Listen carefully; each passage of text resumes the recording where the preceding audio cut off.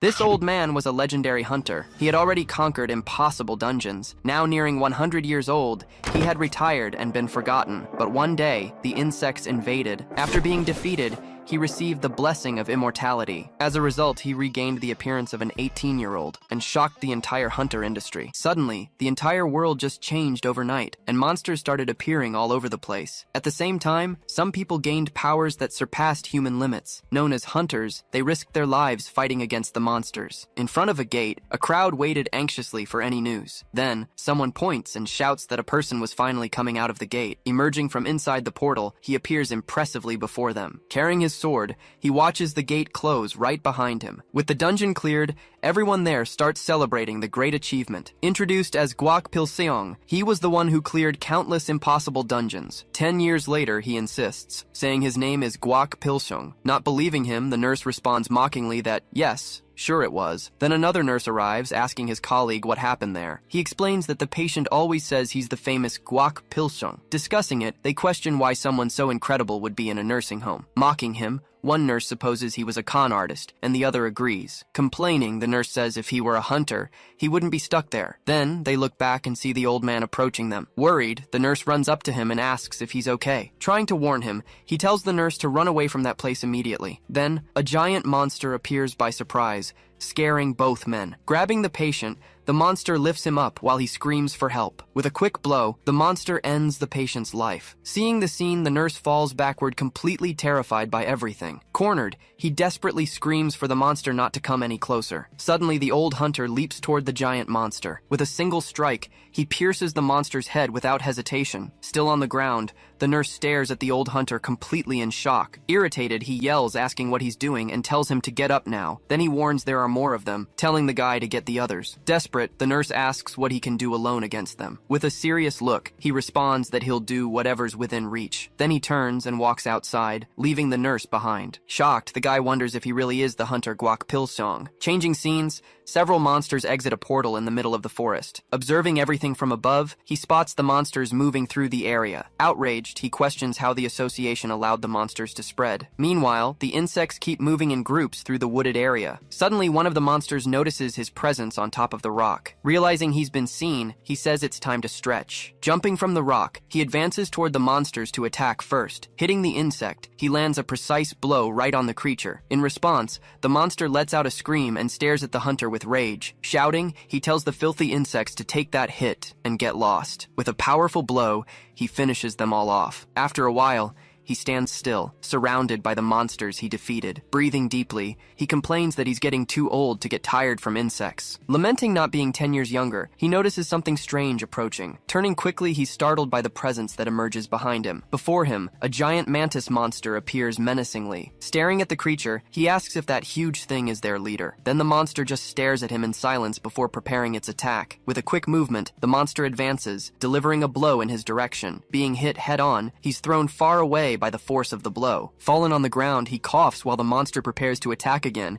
Still recovering, he tries to get up, but the monster approaches. Lowering itself, the monster prepares to devour him with its enormous mouth. Irritated, he yells, questioning how the creature dares to put its mouth on him. Reacting quickly, he lands a direct hit on the monster's face. With the blow, the creature recoils while screaming from the attack it suffered. Being thrown against the tree, he spits blood from the strong impact received. Even wounded, he holds onto the monster's head as it continues thrashing. Exhausted, he questions if the long and difficult battle finally ended there. Shouting, he warns with determination that it was time to finish all of this. Gathering his strength, he advances to deliver the final blow against the monster. After the blow, the monster finally screams and its head starts to fall. Then the creature's giant body finally falls to the ground, lifeless. With a smile, he says that the hunter Guak Pilseong hasn't died yet. With no more strength, his body ends up collapsing to the ground completely without energy. Fallen there, he questions if his old body finally reached its limit. Seeing the portal, he laments that he wouldn't have suffered if he were younger. Suddenly, a window congratulates him for having cleared that entire dungeon. Then another appears announcing a special reward, leaving him quite confused. As a reward, the window informs him that he'll receive the blessing of immortality. Confused, he says he's never heard of a special reward like this. Not understanding anything, he wonders what the hell is happening at that moment. With the blessing, the system warns him that he'll become immune to aging. Seeing the gate closing, someone warns there's an unconscious person there. Worried, a woman calls out to him and asks asks if he can hear her. Opening his eyes slowly, he asks confused where he is. Then the nurse explains that he's in a hospital after being seriously injured. Then she asks for his information, and he responds with his name and date of birth.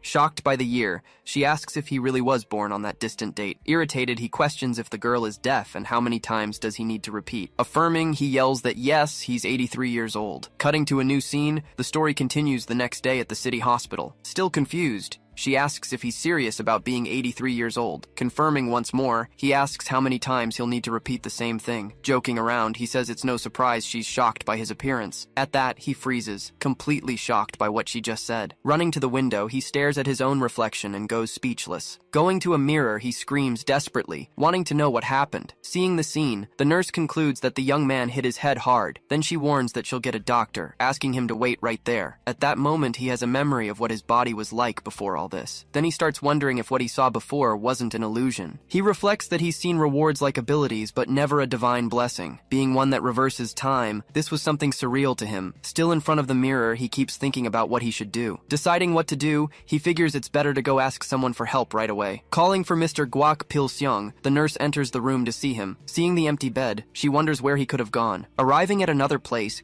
he stands still in front of a tall building. Reflecting, he comments that it's been a decade since he was at the association. Entering the building, he notices the place has changed quite a bit since then. Approaching a young man, he says he has business to take care of there. Pointing, the man warns that he needs to take a number and wait his turn. Not knowing how to use the machine, he ends up irritating the men behind him in line. Suddenly, a hand grabs his shoulder hard, drawing his attention. At that, a man yells that he's in a hurry and tells the kid to get out of the way. Watching the scene, people comment that this young man just got himself into big trouble. Then the man says he needs to wait in line like everyone else there. Grabbing him, the man asks who he thinks he is to teach him a lesson. Then a larger man appears, ordering the two to stop the fight immediately. Warning seriously, he says that fighting is forbidden inside that association. Recognizing the man, the crowd says he's the hunter, Park Seok Cheon. Taking in the situation, he seems pretty irritated with the local association staff. Complaining, he thinks an S rank shouldn't have to clean up other people's mess. Scared, the man apologizes while everyone comments about the famous hunter. At that,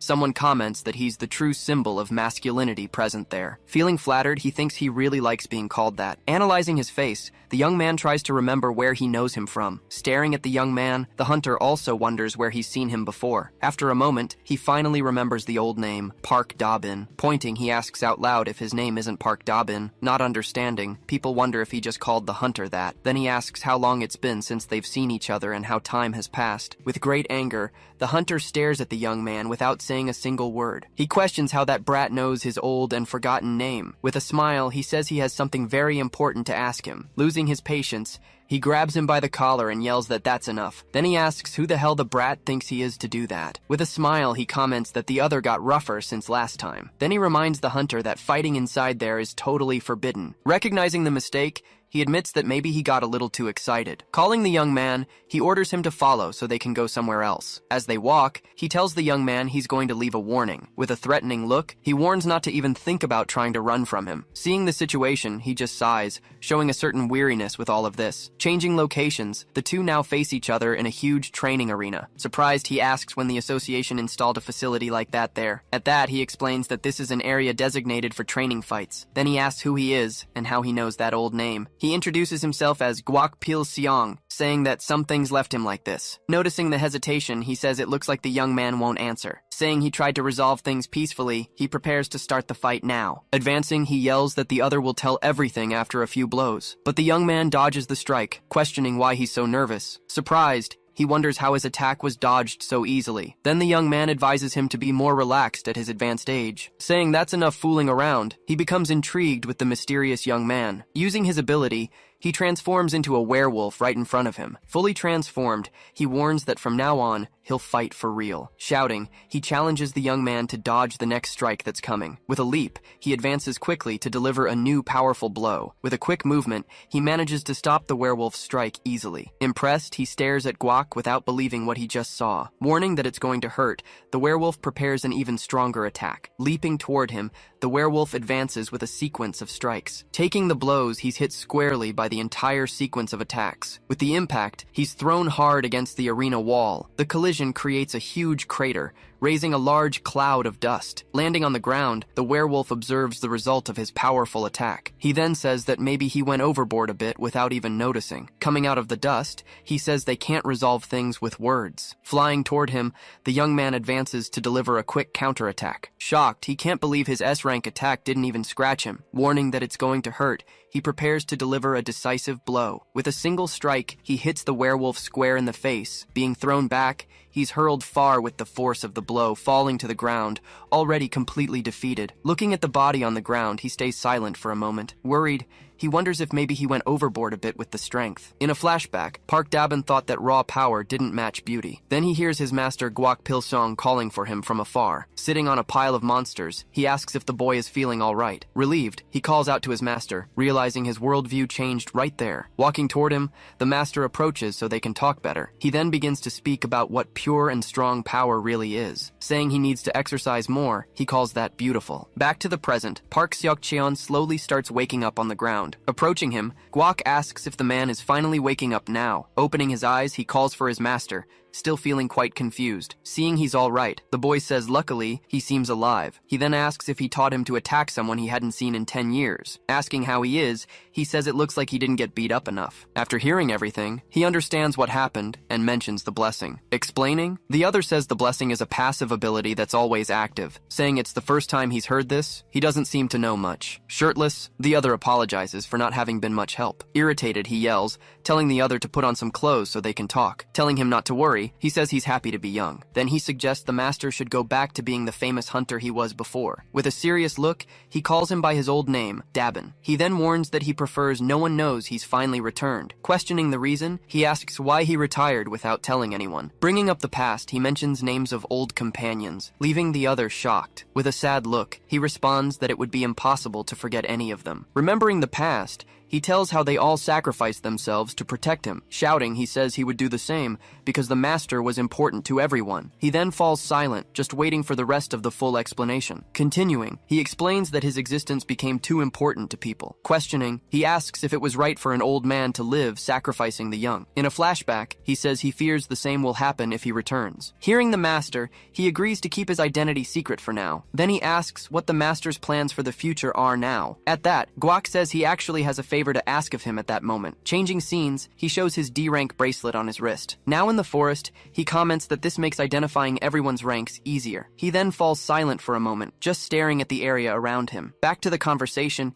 he invites him to participate in a D-rank raid. Explaining, he says he has concerns about an investigation, and his help would be great. For any situation, he says he'd like to have his strength, and Guak agrees. Now in the forest, he wonders what situation would need his great help. Suddenly, a hunter bumps into him and yells, telling the kid to get out of the way. Irritated, he says the man should apologize, but the other ignores him. Then a friend warns that a D-rank newbie shouldn't block the path. With a smile, he says it seems to be his first raid and tells him to back off. Laughing, the man shouts that the brat got lucky and keeps walking. Irritated, he says there are always fools who judge others by appearance. Approaching, a man tells him not to worry, as they always intimidate newbies. Asking his name, he introduces himself as Kim Cholman and extends his hand. Shaking his hand, he introduces himself as Guak Pilseong, and the other is surprised. Commenting on his appearance, the man asks how old he currently is. Almost answering 80, he quickly corrects himself and says he's 18. Laughing, the man says he's the same age as his beloved son. With a smile, he thinks that if he had a son, he'd be his age. At that, two female hunters approach, and one of the men comments on their beauty. One of them introduces herself as Park Ji-hyun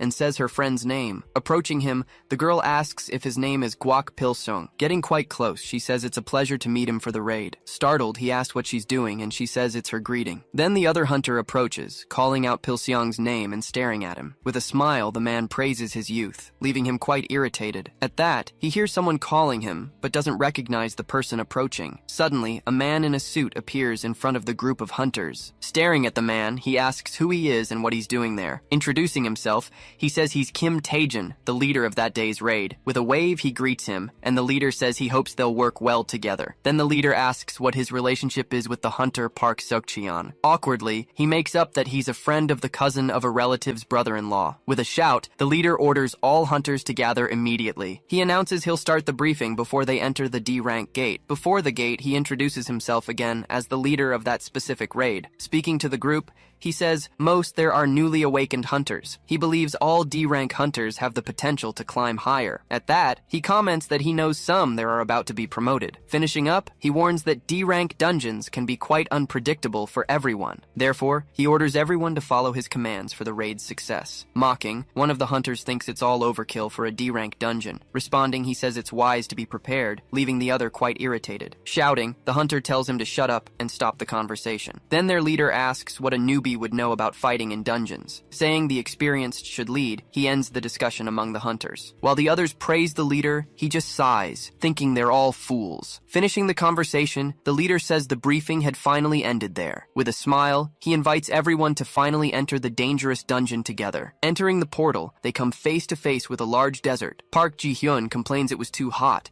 and the other hunter says they'll finish that dungeon quickly. Guak complains that it was a desert. Kim Tae-jun says he'll wait for everyone to continue. One of the hunters says after this, we'll have a cold drink and eat pork belly, and the other says he'll find a place for them to do that. And Guak says, how can they be so distracted like this? Then he stops for a moment and remembers Park Seok. Park Seok says it would be easy to pass through the gate entrance since it's small, but it's being harder than I expected. But Guak warns him it's always good to be cautious when entering a dungeon. Guak had already defeated the boss and tells Park to follow his instructions.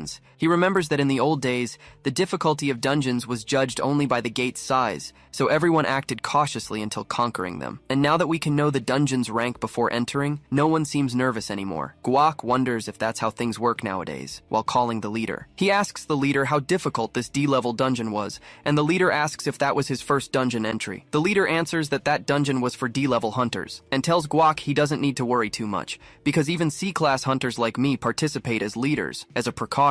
Guak says they seem to have quite an efficient layout. He asks the leader what if the dungeon ends up being harder than expected, and the leader is startled by this question. But another hunter cuts them off, calling his attention. While smiling, he says if Guak is so scared, he can go back through the gate he just entered and no one will say a word. And his friend says not to scare the poor kid. Already inside the dungeon, he tells the leader not to worry so much. Questioning him, he asks how the guy can be so confident in there. With a smile, he says there are no reports of measurement errors. Still suspicious, he asks if that's really true, and the leader confirms it. Irritated, the other hunter says that's why rookies are such a problem. Staring at the man, he asks why he's been grumbling so much since earlier. Grabbing his collar, the man yells, asking what he just said. Calmly, he advises him not to be so noisy inside a dungeon. Laughing, the other hunters start mocking the situation that was happening. With a smile, he says that's how a rookie should act. Then he approaches and asks if the man really wants to know the reason. Suddenly, a giant cobra emerges from above, surprising everyone there. Startled, the man screams that a monster appeared and goes into total panic. In disbelief, he wonders how this can be happening to them. With a roar, the cobra prepares to attack the group of hunters. Still panicking, he stares at the giant cobra approaching closer and closer. With a quick movement, a precise strike cuts off the monster's head. Revealing himself, he appears after defeating the giant cobra with a single blow. At that, the monster's body falls lifeless to the ground, startling the hunter. Shocked, he wonders how that was done so quickly. Turning around, he says the man better follow his advice and shut up. He explains that noisy people are always the first target of the monsters there. Then he turns and heads back to the group, leaving the man behind. With great anger, he wonders how dare he, grinding his teeth in hatred. Calling for the leader, Ji-hyun approaches to speak with him. She asks if that monster is really rank D, because it seems stronger. Analyzing the cobra, Taejin says that's definitely very strange. He then says the monster looks more like a rank C creature. With a bad feeling, he starts to think something is very wrong. In a cave, a girl asks what they should do from now on. Asking her not to worry, he says everything will be fine. Then she suggests they ask for help from the adults outside. Disagreeing, he says they can't trust the adults, remembering the danger outside. She insists this isn't the time for stubbornness, but he remains unyielding. Suddenly, a loud noise startles them both, putting them on maximum alert. At that, a monster appears in the opening, roaring at the two hidden youths. Staring at them, the monster observes the two with a totally terrifying look. Terrified, they're paralyzed with fear, unable to have any reaction there. Then, a desperate scream is heard coming from outside that cave. Walking through the dungeon, the group of hunters explores the place cautiously. Leading the way, he and the other two hunters move forward. He then falls silent for a moment, just reflecting on the situation. In a flashback, the huntress questions if the monster is really rank D. Worried, he feels he can't shake the feeling of discomfort that dominates him. Looking back, he sees Guak and remembers the conversation they had. He then wonders how a rookie on his first raid would defeat him. Back to the present, he questions whether the dungeon is above rank D. Shaking his head, he tries to push away these negative thoughts surrounding him. He concludes it must be his imagination, since there's never been an error before. Tired, the other hunter starts breathing deeply, already exhausted from walking. Shouting, he calls for the leader and asks how much longer they'll walk. Seeing that everyone is tired, he says they'll take a short break there. With a sigh, he approaches the leader, disappointed with the whole situation. Complaining, a hunter says young people today have no grit at all. Suddenly, he notices the weather has become cloudy and wonders why. At that, a giant shadow appears and a loud noise startles everyone there. Then, a giant cobra monster appears, leaving the hunter in total panic. Shouting, the leader warns that one seems to be the boss and tells everyone to prepare. Floating, the giant cobra prepares to attack the group of hunters. With anger, he turns to Guak, ready to get revenge for the humiliation. Calling the boy, he says he embarrassed him earlier in front of everyone. Running, he yells that he can handle that monster alone and charges forward. Desperate, the leader yells for him to be careful, as the situation is very dangerous. With a smile, he tells the guy to watch closely and that he'll defeat the boss. Shouting, he advances toward the monster, ready to deliver his strike. With a jump, he attacks the giant cobra, yelling for it to die. Delivering a powerful blow, he hits the monster's body with his axe. At that, his weapon breaks and he's shocked by the monster's strength. Thinking, he says the attack didn't work,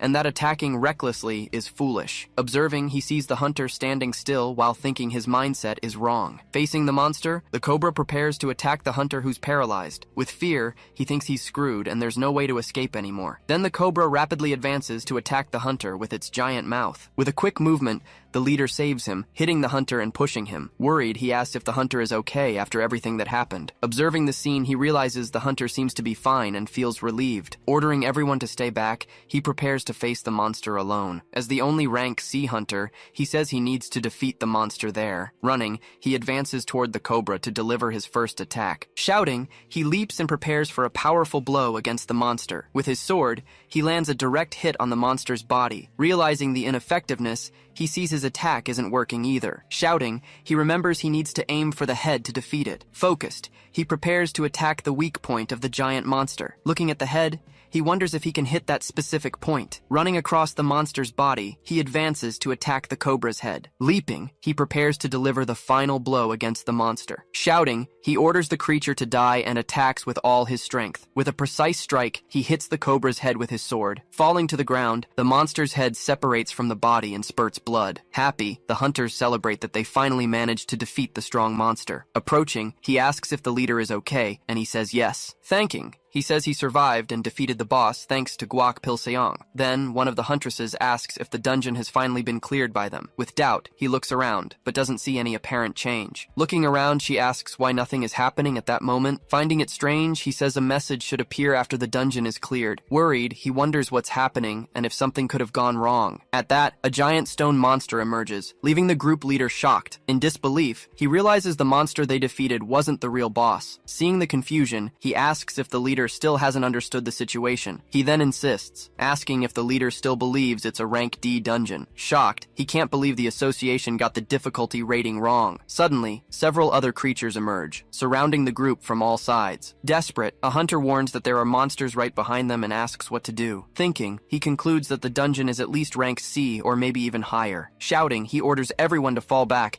as they have no choice but to run. He decides that the best thing is to get out of the dungeon and call for support immediately. He stays silent, just observing the leader's quick decision. With a smile, he thinks the leader is a capable and competent guy. Running, the group of hunters tries to escape from the monsters that appeared there. Exhausted, he stops and takes a deep breath, already out of breath to keep running. Irritated, he shouts at the leader, questioning why a rank C is running away. Explaining the situation, the leader says the monsters are rank C or higher. Outraged, he says that's ridiculous and questions the association's assessment. He remembers that if the noise continues, more monsters will gather at that location. Suddenly, he hears a sound and screams desperately at what he sees. Shocked, he stares at the entrance to a cave, unable to move from there. Coming out of the cave, a girl walks slowly and asks everyone for help. Worried, Ji-hyun runs to her and asks if she's okay and what happened. Asking for help, she says her friend is in danger and needs rescue. She explains that they were attacked by a monster and her friend got hurt. Thinking, the leader wonders how a child ended up in that dungeon. Then he asks how she got there, since she doesn't seem to be a hunter. She tells him a guy mentioned a part-time job inside the dungeon. The hunter understands and calls them both grave robbers, leaving them confused. Pointing, he accuses them of being the grave robbers that all the rumors talk about. Not understanding, Guak asks what looters are, and the leader explains to him. Watching the girls,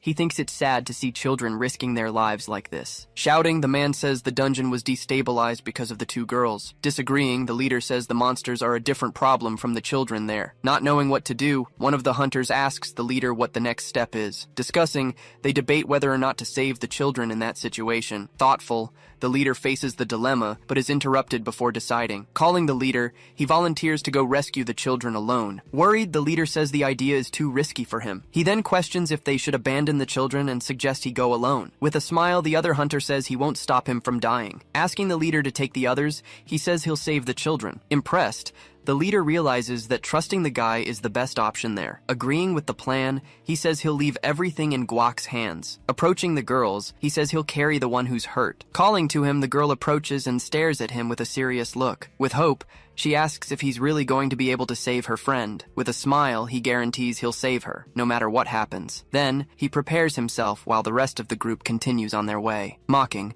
the hunter says the brat is determined to die alone there. With a smile, he says goodbye to the girls, ready for the rescue. Worried, she wonders if he'll be okay alone on that mission. Thinking, the leader feels that this seems like a very reckless bet to make, but he concludes that there's no other choice but to bet on this chance. Inside the cave, the boy laments, saying those con artists tricked them. Angrily, he says they were fooled and he should have known better. In a flashback, the man says this is easy money for the two of them. He explains they just need to hide and that the dungeon has no danger. With a smile, he encourages them, saying they don't need to worry. Guaranteeing it's a unique opportunity, he says they hit the jackpot. Even scared, the boy agrees and says he'll do what was asked. Back to the present, he wonders if his friend Yoon Soo is okay. Suddenly, he hears a noise and sees a light at the cave entrance. Grabbing a piece of wood, he prepares to defend himself from any threat. Startled, he stands up and stays alert, waiting for what's to come. Then he sees his friend and calls her by name, surprised by her appearance. Worried, she asks if he's okay, calling his name out loud. Seeing a man with her,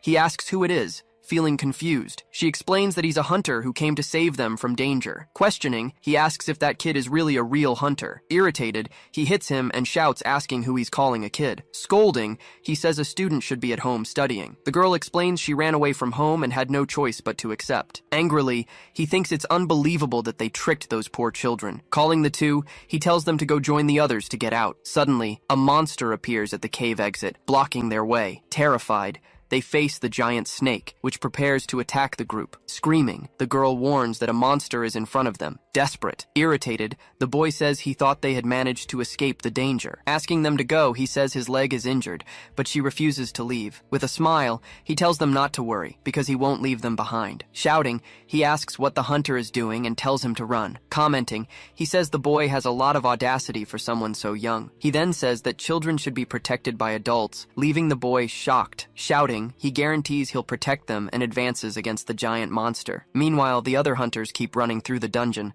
searching for the exit. Complaining, one of them says it sucks to run without even fighting the monsters. Asking them to hold on, the leader says they're almost at their destination. Worried, he wonders if the other group members are okay on their own. He then starts questioning whether his decision to retreat was the right one. Exhausted, a hunter says the exit gate should be around here. Looking at the spot, he's surprised, not understanding what happened there. Desperate, he screams for the leader, calling his attention to the big problem. Shouting, he warns everyone that the dungeon gate is disappearing. As the gate closes, he laments that they're trapped in there. Shocked, the leader and the other hunters stare at the spot, unable to believe what they're seeing. Screaming, the man asks what's happening and what they should do. Thinking, the leader says the gate closing means the dungeon has gone berserk. He concludes it's too early for this since the gate is already closed. Blaming the kids, he wonders if they triggered the dungeon early. Worried, a hunter asks the leader what they should do next. Asking for calm, he says the gate will reopen once they clear the dungeon. Shouting, the other hunter says they can't clear a rank C dungeon. Scared, the hunter asks if this means they're trapped forever. Explaining the situation, he says the gate might reopen, but it'll be risky. With a sigh, he asks everyone to calm down and assess the situation. Suddenly, he notices something and looks to the side, sensing a presence. Seeing the monsters, he realizes the group is surrounded on all sides. Frightened, they wonder when this happened and how they didn't notice before. Shouting, the leader tells everyone to prepare for battle against the monsters. Counting the enemies, he sees there are 5 monsters total to face. He then says that with strategy,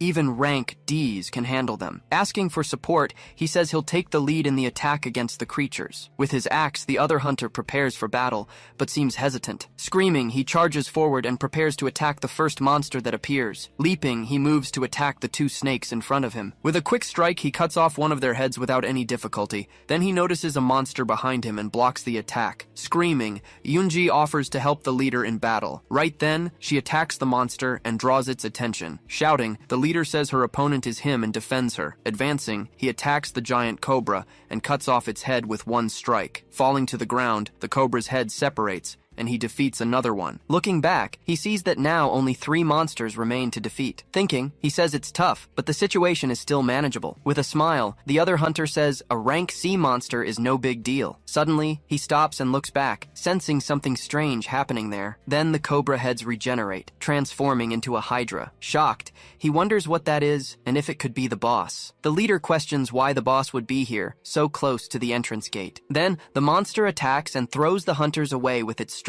Fallen on the ground, a hunter screams and desperately begs his leader for help. Seeing his men in danger, he runs to try to help them escape. Screaming for the leader, the hunter watches the scene, completely terrified by everything. Hearing the call, he looks back and sees the cobra approaching. With a quick strike, one of the hunters hits the monster's head dead on. Turning around, the hydra faces the hunter, preparing to attack next. Screaming, she tells the leader to attack the monster, and he charges forward. With a powerful strike, he cuts off one of the hydra's heads with his sword. Falling to the ground, the monster's head separates, and he feels relieved. Celebrating, he says he managed to cut off one of the giant creature's heads. Thinking, he says only 2 more to go, but notices something strange happening. Suddenly, the severed head starts to regenerate right in front of him.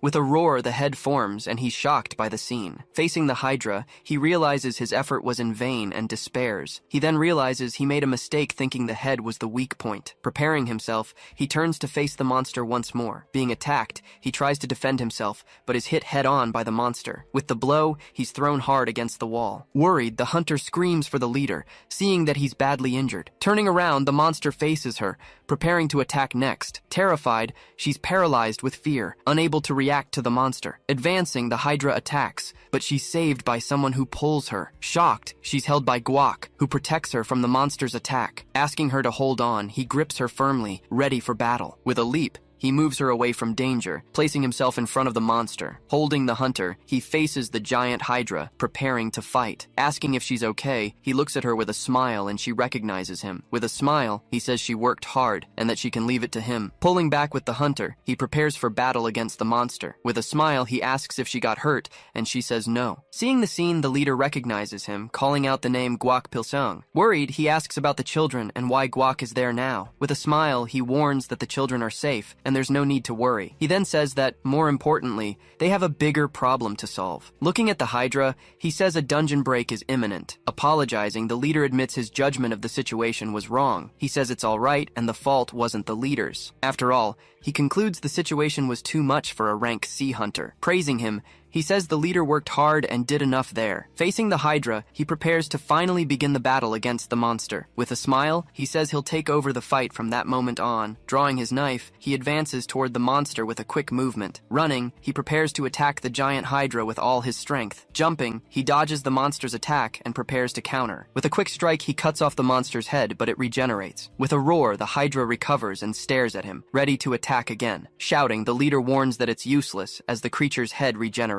Seeing the scene, the hydra regenerates once more, ready to continue. Irritated, he says the leader should have warned him about the monster's ability. Desperate, the hunter says they're doomed and they're going to die there. Thinking, the leader wonders if this is the end for all of them. With a smile, he asks if they're already thinking about giving up the fight. He then says, giving up is only for counting cabbages, leaving everyone confused. Shocked, the hunter wonders if he's serious in that situation. Agreeing with him, the leader stands up, ready to fight again. Shouting, he says it's too early to give up and they'll fight together. He then says he'll support Guac, but is warned not to overdo it. With a smile, he says he's fine, and they don't need to worry. In silence, they observe the scene, still not knowing what to do. Determined, they stand up and say they'll help in the battle too. With a smile, he says that's the spirit he likes. Asking them not to give up, he turns and faces the giant Hydra. He then says if they keep attacking, they'll find the weak point. Asking for cover, he prepares to attack the monster with everything. Shouting, he advances toward the Hydra, ready for the fight. Suddenly, the Hydra prepares to spit a powerful attack at him. Frightened,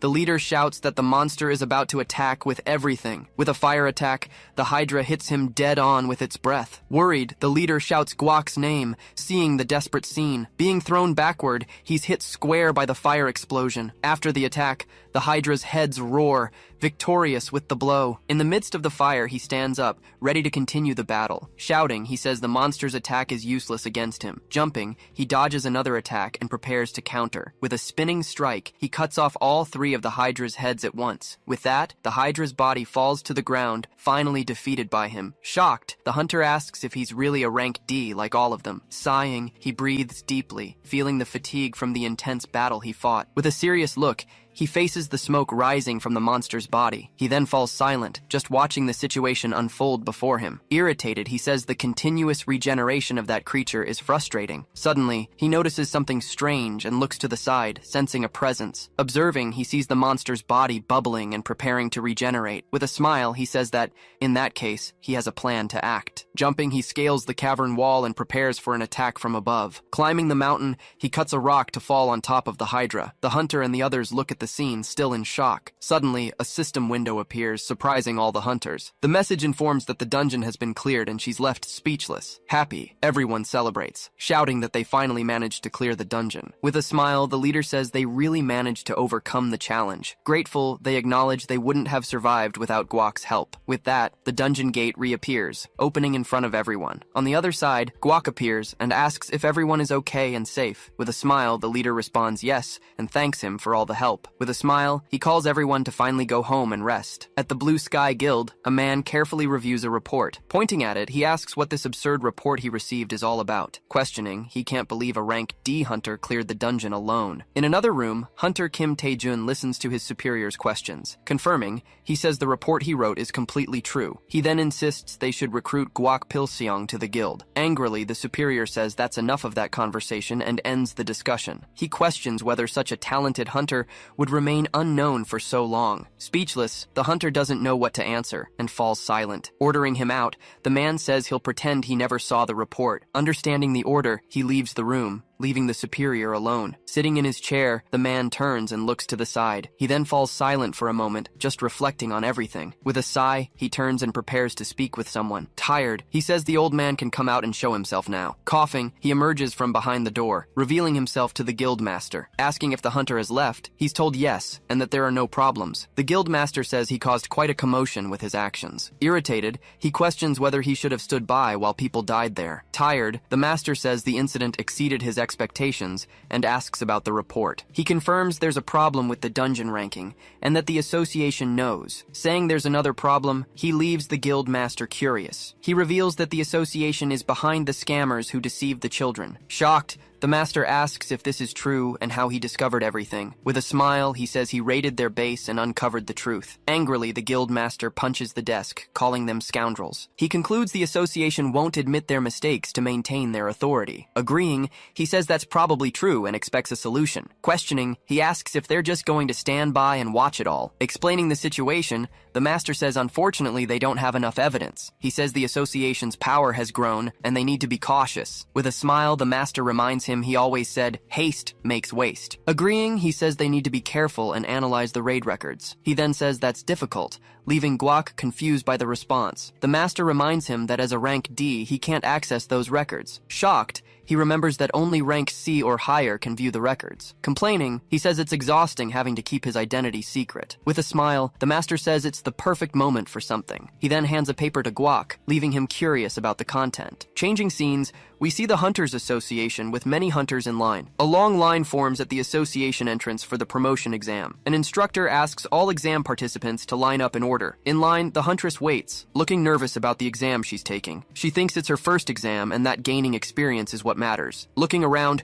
she wonders if that boy will also take the exam. Imagining an encounter, she wonders if this would be their destiny. Screaming, she's embarrassed by her own thoughts and tries to calm down. Complaining about the crowd, she notices someone cutting in line in front of her. Yelling, she tells the man to keep order and wait in line like everyone else. With a smile, he calls her Miss, mocking her attitude. Showing his bracelet, he asks if she can't see what he has. Shocked, she realizes he's a rank B hunter by his red bracelet. With a serious look, he stares at her, ready to intimidate her with his power. He then points to her bracelet and says she appears to be rank D. Irritated, she says his rank doesn't mean he can act like this. Approaching her, he says in the hunter's world, things are different. With a snap of his fingers, he says power equals authority. He then asks if she understands, leaving her speechless and afraid. Suddenly, he stops and stares at her, changing the subject and expression. With a smile, he says that up close, she's his type. Getting near her, he asks if she happens to have a boyfriend. Suddenly, another hand appears and grabs his wrist forcefully. At that moment, Guak asks what the reason for the commotion is. Looking at the newcomer, she seems surprised by his appearance. Seeing this, he wonders if she already had a boyfriend then, but she quickly denies everything, saying it's not what he thinks. He then falls silent for an instant, just observing the situation. Questioning internally,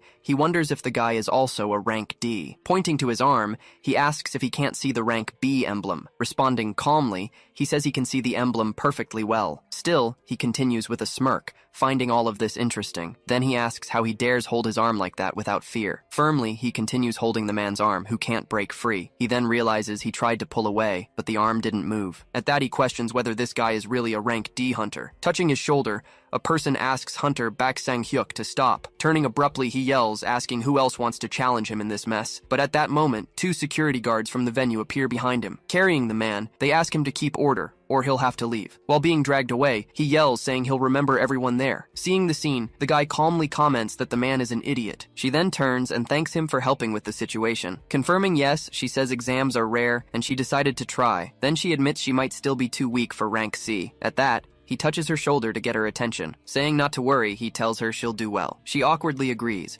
wondering why her heart is racing so much. Reflecting, she thinks how he gives off an adult vibe being so young. He then offers a small box, asking her to accept it. Explaining he was saving it, he decides to give it to her as a gift. Saying eating something sweet can help relax, he says goodbye to her. Wishing her good luck on the exam, he then turns and starts to walk away. Left alone, she observes the gift she just received from the unknown guy. Then she questions who would actually want a gift like that. Taking a bite, she thinks he has the taste of an old man. While she eats, a woman observes the entire scene from an upper floor. Leaning over, she comments it would have been a great show if they had fought. With a smile on her face, she seems to know something that's coming. Then she says that either way, they'll meet him again very soon. Far from there, the man who caused the fight seems very angry. Looking at his own wrist, he wonders what's up with that guy. Introducing himself to everyone, a man says he's the examiner Kim Sung-jun. Standing on a stage, he explains that the session will be about the exam. Listening attentively, the participants seem a bit anxious about the test rules. He explains that first, two hunters of the same rank will duel in pairs. Then he adds that the match ends when one can no longer fight. Additionally,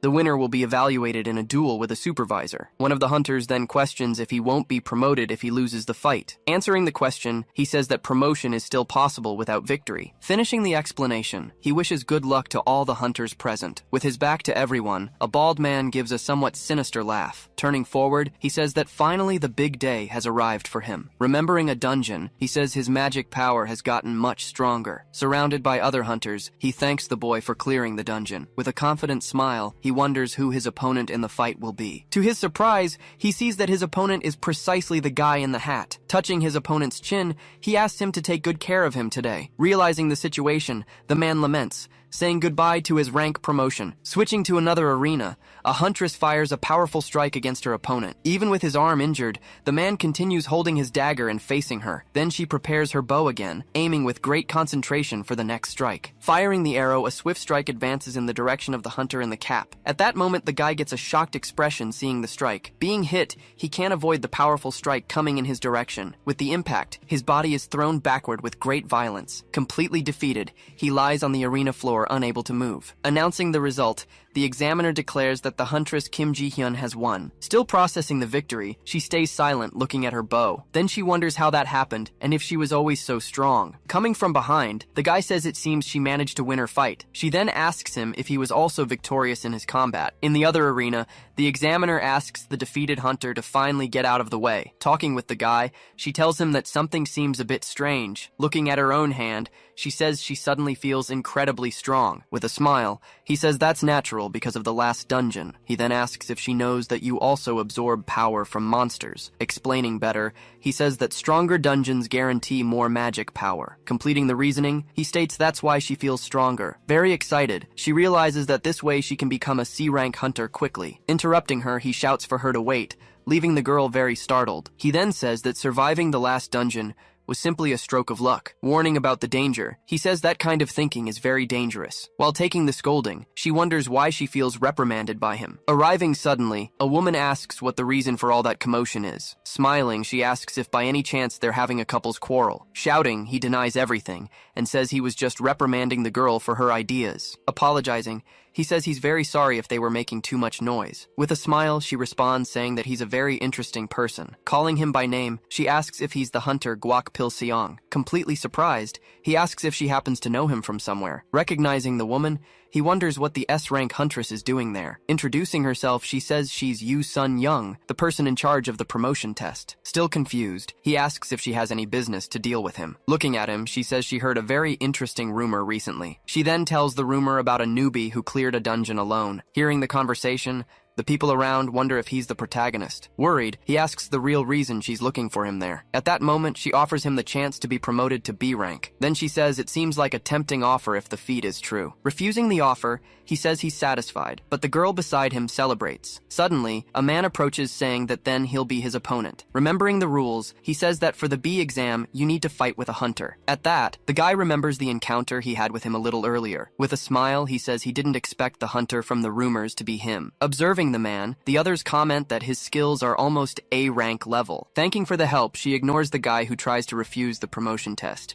Advancing quickly, he delivers a powerful strike with the tip of his spear, but the guy manages to dodge narrowly, evading the strike at the last second. Seeing that he dodged, he asks if that means he has the skills for the exam. Complaining about the attitude, he says he didn't even agree to take the test yet. He then responds that it's disappointing to see him complain before the game even begins. With a serious look, he states that he won't allow an arrogant kid to advance. Then he warns not to blame him if he ends up dying during the exam. Observing the scene, the woman thinks he would be a great resource with another personality. Standing before the situation, Guak seems to ponder what he's going to do now. He then asks if there isn't a way to make him a decent person. Confused, the hunter asks what he's doing with the tip of the weapon. Distant from his opponent, he responds that he's just thinking about the situation. With a smile, he says he's thinking of a way to make him human. Irritated, he shouts that this guy won't die so easily in his hands. Jumping very high, he launches a powerful strike in the direction of his adversary. Still in the same place, Guak awaits the strike to arrive without moving. In a quick movement, he manages to stop the strike using only one hand. Seeing the scene, everyone in the audience is completely shocked by what happened. After a moment, he says he finally managed to decide what to do. He then warns that he's going to beat him up a bit and then think about the rest. Gripping his opponent's spear, the two lock eyes in the middle of the combat arena. Furious, he calls him an arrogant son of a bitch without hesitation. Saying he'll find out, the young man prepares to start the confrontation. Seeing this, the hunter's face fills with complete shock. Suddenly, he has a terrifying vision of a giant, menacing creature. Frightened by what he saw, he backs away several steps from his opponent. Kneeling, he wonders what that was, feeling more helpless than ever. With a smile, the young man comments that his senses are pretty sharp. Looking at the woman, he seems determined not to embarrass himself anymore. Thinking to himself, he says he can't back down against a mere D rank. Activating his abilities, he increases his strength and also his movement speed. Watching the scene, the woman comments that he's finally going to fight seriously. She then says she hopes not to be disappointed by the hunter's performance. He states the effect lasts 5 minutes and he'll end it all quickly. Declaring he's going all out, he charges forward, but the young man makes a gesture. Pointing at his face, the young man stares at him in a very threatening way. Then he says that for a brat, the only cure is a good beating. With a single strike, he hits his opponent's forehead with tremendous force. Staggering Stuttering back a few steps, the man seems dazed and doesn't understand what happened. Completely confused, he wonders how that could have happened so suddenly. Warning that it's not over, he prepares to attack with a furious look, but the young man lands another hit, throwing him far with a single move. Hitting the ground, the hunter is left stunned by the impact of the blow. He then asks if he intends to continue, or if he'll admit defeat. Shouting that he refuses, he gets up and prepares to attack again. Seeing this, the young man comments that the blows weren't enough for him. At that moment, the woman interrupts, saying that's enough of all this chaos. She then says the result is already clear, calling him by name. Shouting, he tells her not to make him laugh because he hasn't lost the fight yet. Sighing, she comments that a man who's only stubborn is quite unpleasant. With a quick movement, the woman advances and lands a direct hit on the hunter. She then says he's done all he could and asks him to leave. Congratulating the young man, she announces he's been promoted to B-rank hunter. He then asks if she perhaps already knew he would manage to win. Getting closer to him, she says she has high standards for choosing men. Then she says she'd like to discuss something with him in her laboratory. Agreeing, he says that's fine and he'll see what her scheme is. With a smile, she then asks if they can head to the location now. Changing scenes, she shows her laboratory and apologizes for the mess in the place. Pointing to the fridge, she offers him something to drink if he wants. She warns that the things there might not be to his taste, though. Holding a can, he asks what's the reason for seeing him alone in that place. Getting straight to the point, she says she won't waste any more time beating around the bush. She then asks if he's ever considered working directly for the Hunters Association. Surprised, he asks what, not understanding the proposal he just received. Explaining the situation,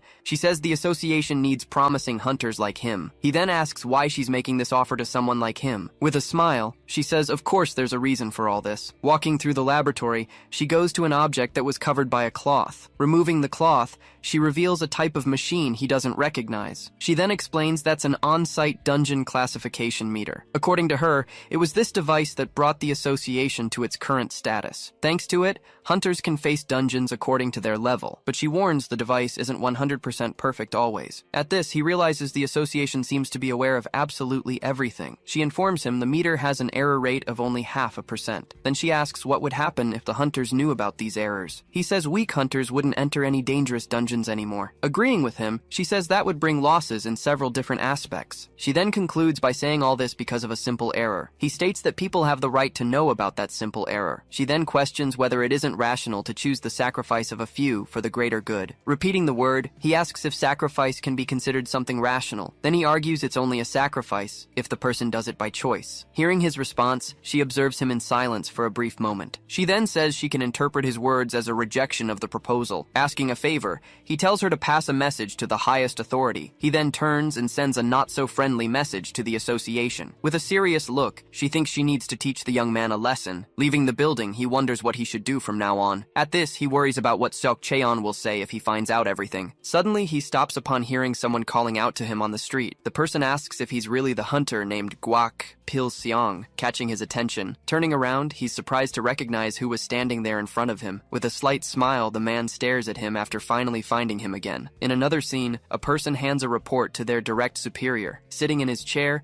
the man praises, saying it was very well done work. With a smile, he asks if that's the rookie from the dungeon rumors. Confirming the information, he says the young man defeated the other hunter in the test. Looking at the young man's photo, the man repeats aloud the name Guak Pil Seong. After hearing the name, he comments that it's a really very good name. Arriving very excited, a man says that his master has finally arrived. Introducing the young man, he mentions that this is the hunter he talked about before. With a serious expression, the man says it seems he's become a celebrity. Asking to be left alone, he says he wants to talk to the young man privately. Leaving the room, he tells them to talk comfortably without him around. Now alone with him, the man stares at him in a very serious way. Then he asks the hunter to explain exactly what happened during the test. Sighing, the young man says it seems they fell into Yu Sun Young's scheme. He then confirms yes, explaining that it was a scheme planned by her. Remembering the woman, he says she's a key figure in the Hunters Association. According to him, her intention was to recruit a hunter who knew about the problem. Besides, the promotion to B rank was to make the recruitment seem natural, but since the offer was refused, he says her plan went wrong. With a smile, he says the woman underestimated him a bit in the situation. Warning that she doesn't give up, the man worries about what she'll do. With a serious expression, he begins to explain his view on the matter. He then invites the young man to join his hunter's guild. Refusing immediately, he shouts no, leaving the man quite surprised by the response. Even so, the man insists, asking him to think more calmly about the proposal. Shouting, he warns that the association is now targeting him because of the refusal. Scratching his ear, he listens to the lecture with an expression of total disinterest. interest. Calling him by name, the young man stares at him very seriously all of a sudden. He then says he's a man who can protect himself in any situation. Recalling, the man says he already fell for the association's tricks once. Sighing, he says there's nothing he can do if that's his wish. Still, he asks the young man to be careful with the association for now. Leaving the office, he walks alone through the lobby, seeming thoughtful about everything. Suddenly, a familiar voice shouts his name, making him stop to look. Out of breath, the young woman says she finally managed to catch up to him after searching so much. Showing her arm, she proudly displays her new hunter emblem. With a big smile, she shows that she was also promoted to C rank. He then congratulates the young woman, who thanks him, saying it's all thanks to him. Then he asks if she came all the way there just to tell him this news. Awkwardly, she explains that she just wanted to thank him for the great help he gave. She then takes the opportunity to ask why he was there and if he received an invite. Denying the invite, he says he has no intention of joining guilds. At that moment, a man approaches and asks if he's the hunter Guak Pil Siong. Introducing himself, the man says he's Li Huan, responsible for HR at a guild. Confused by the name,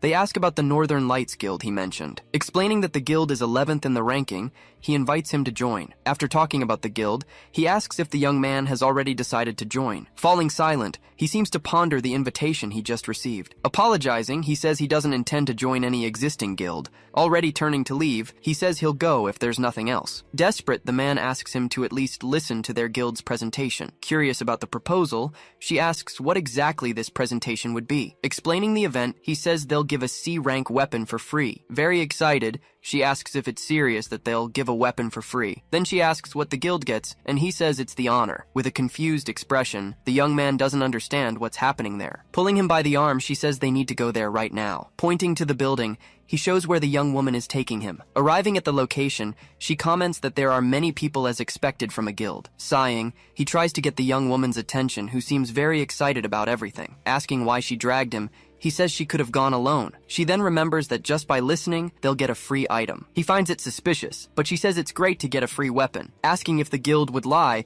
she tells him not to be so skeptical. Seeing her naivety, he continues to think that all of this seems very suspicious. Asking them to wait inside, a man guides them to a more private room. Entering the room, they realize there's absolutely nothing inside the place. Standing there, they just watch the man, who starts to laugh in a suspicious way. With a sinister smile, he welcomes them both to his guild. Not understanding the situation, Guak asks what's happening in that place. Suddenly, several other people appear and surround them both from all sides. He then announces that they're going to start their guild membership process. Surrounded, the two of them watch the man and his thugs closing in around them. He then questions how they can detain someone and force them to join the guild. Showing a paper, the man says nothing will happen if they just sign the form. With a serious look, he asks what will happen if they refuse. With a snap of his fingers, the man says the situation would be quite unfortunate. At that moment, all the hunters around them prepare for a possible fight. He then says they'll have to explain why they need to sign the paper. Worried, the girl asks what they should do in this whole situation. Nodding his head, Guak observes the man without saying another word. He then says it's fine and that he'll join their guild. Praising the decision, the man says it looks like everything will go smoothly. Handing over the contract, he explains that the paper has a powerful loyalty curse. But before signing, Guak says he wants to meet the guildmaster. Arguing, he says he needs to know what kind of person the guildmaster is. Agreeing, he says they'll contact the guildmaster for him to meet. In another place, a man on the phone says the job was well done. With a smile on his face,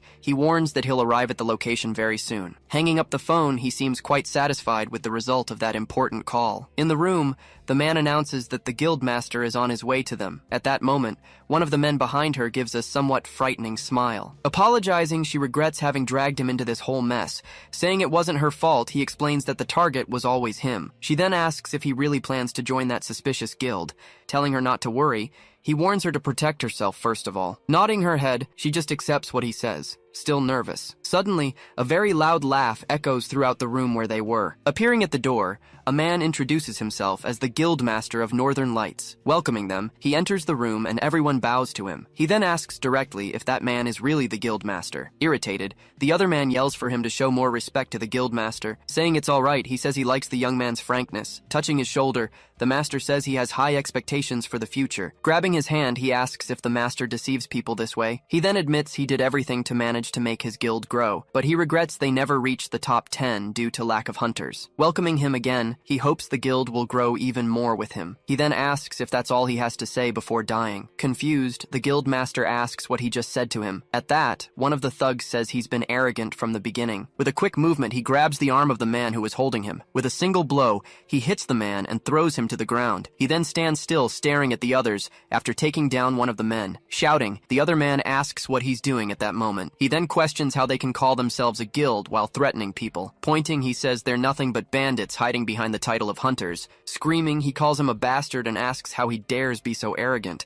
He then says everyone there needs a lesson in good manners and etiquette. With a shout, he launches a freezing strike in Guak's direction in front of him. The blow hits directly, freezing his legs and trapping him to the ground. Laughing, he says it serves him right, and that he'll freeze him that way. Observing the ice, Guak doesn't seem to care about the blow he received. With a single movement, he breaks all the ice that trapped him to the ground. Shocked, the man can't believe what he just saw right in front of him. Advancing, he leaps toward the man, who's paralyzed without any reaction. Trying to defend himself, he wonders if he was too careless with his opponent. With a smile, Guak says it's too late now for anything. Landing a blow, he hits him with everything, causing a great impact. With his face injured, the man can't even scream from the blow. Fallen on the ground, the man lies motionless while Guak stares down at him. The master wonders if he was hiding his true strength all along. With an irritated look, he doesn't seem to like that unexpected situation at all. Shouting, he orders all his men to attack Guak at once. With their weapons in hand, the men advance to attack from all sides, but he dodges the first blow, evading with a very quick movement. Parrying the other's blow, he uses the momentum to attack the man in the suit. Hitting the man's face, he takes him down with a strong and precise blow. After taking down the two, he lands on the ground and faces the other opponents. Suddenly, he notices the guildmaster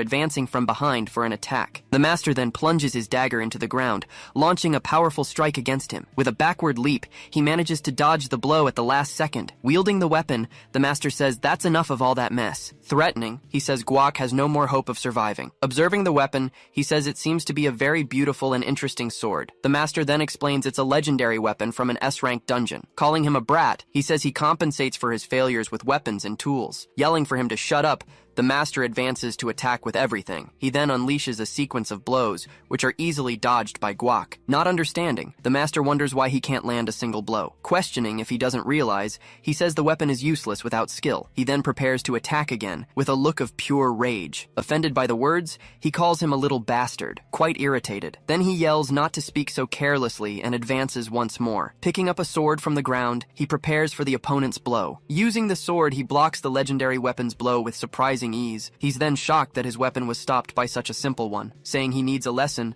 Guak prepares for a strike. Seeing the movement, the guildmaster's face fills with an expression of terror. With a precise blow, he hits the guildmaster's belly dead center. In a flashback, a man asks what he's talking about. Leaving. Apologizing, the other says he has his reasons for leaving the guild. Remembering the past, he recalls when he couldn't stop anyone from leaving. He remembers the hunter he recruited, hoping he'd become the best of all. But the hunter transferred out, touching his shoulder and saying he wanted to be the best. Realizing the truth, he understood that to be great, he needed a great stage. It was from that moment that he became ruthless to make his guild grow. Recruiting hunters with potential, he tried to get them to join him. Those who refused the invitation to join his hunter guild, he then made them pay a very high and bitter price for refusing the offer. The guild's growth justified his actions, erasing any guilt from his mind. Waking up, the guild master comes face to face with an unknown man in front of him. Not recognizing him, he asks who he is and what he's doing there in that place. Introducing himself, the man says he's Park Seok-cheon, the master of the Blue Sky Guild. Shocked,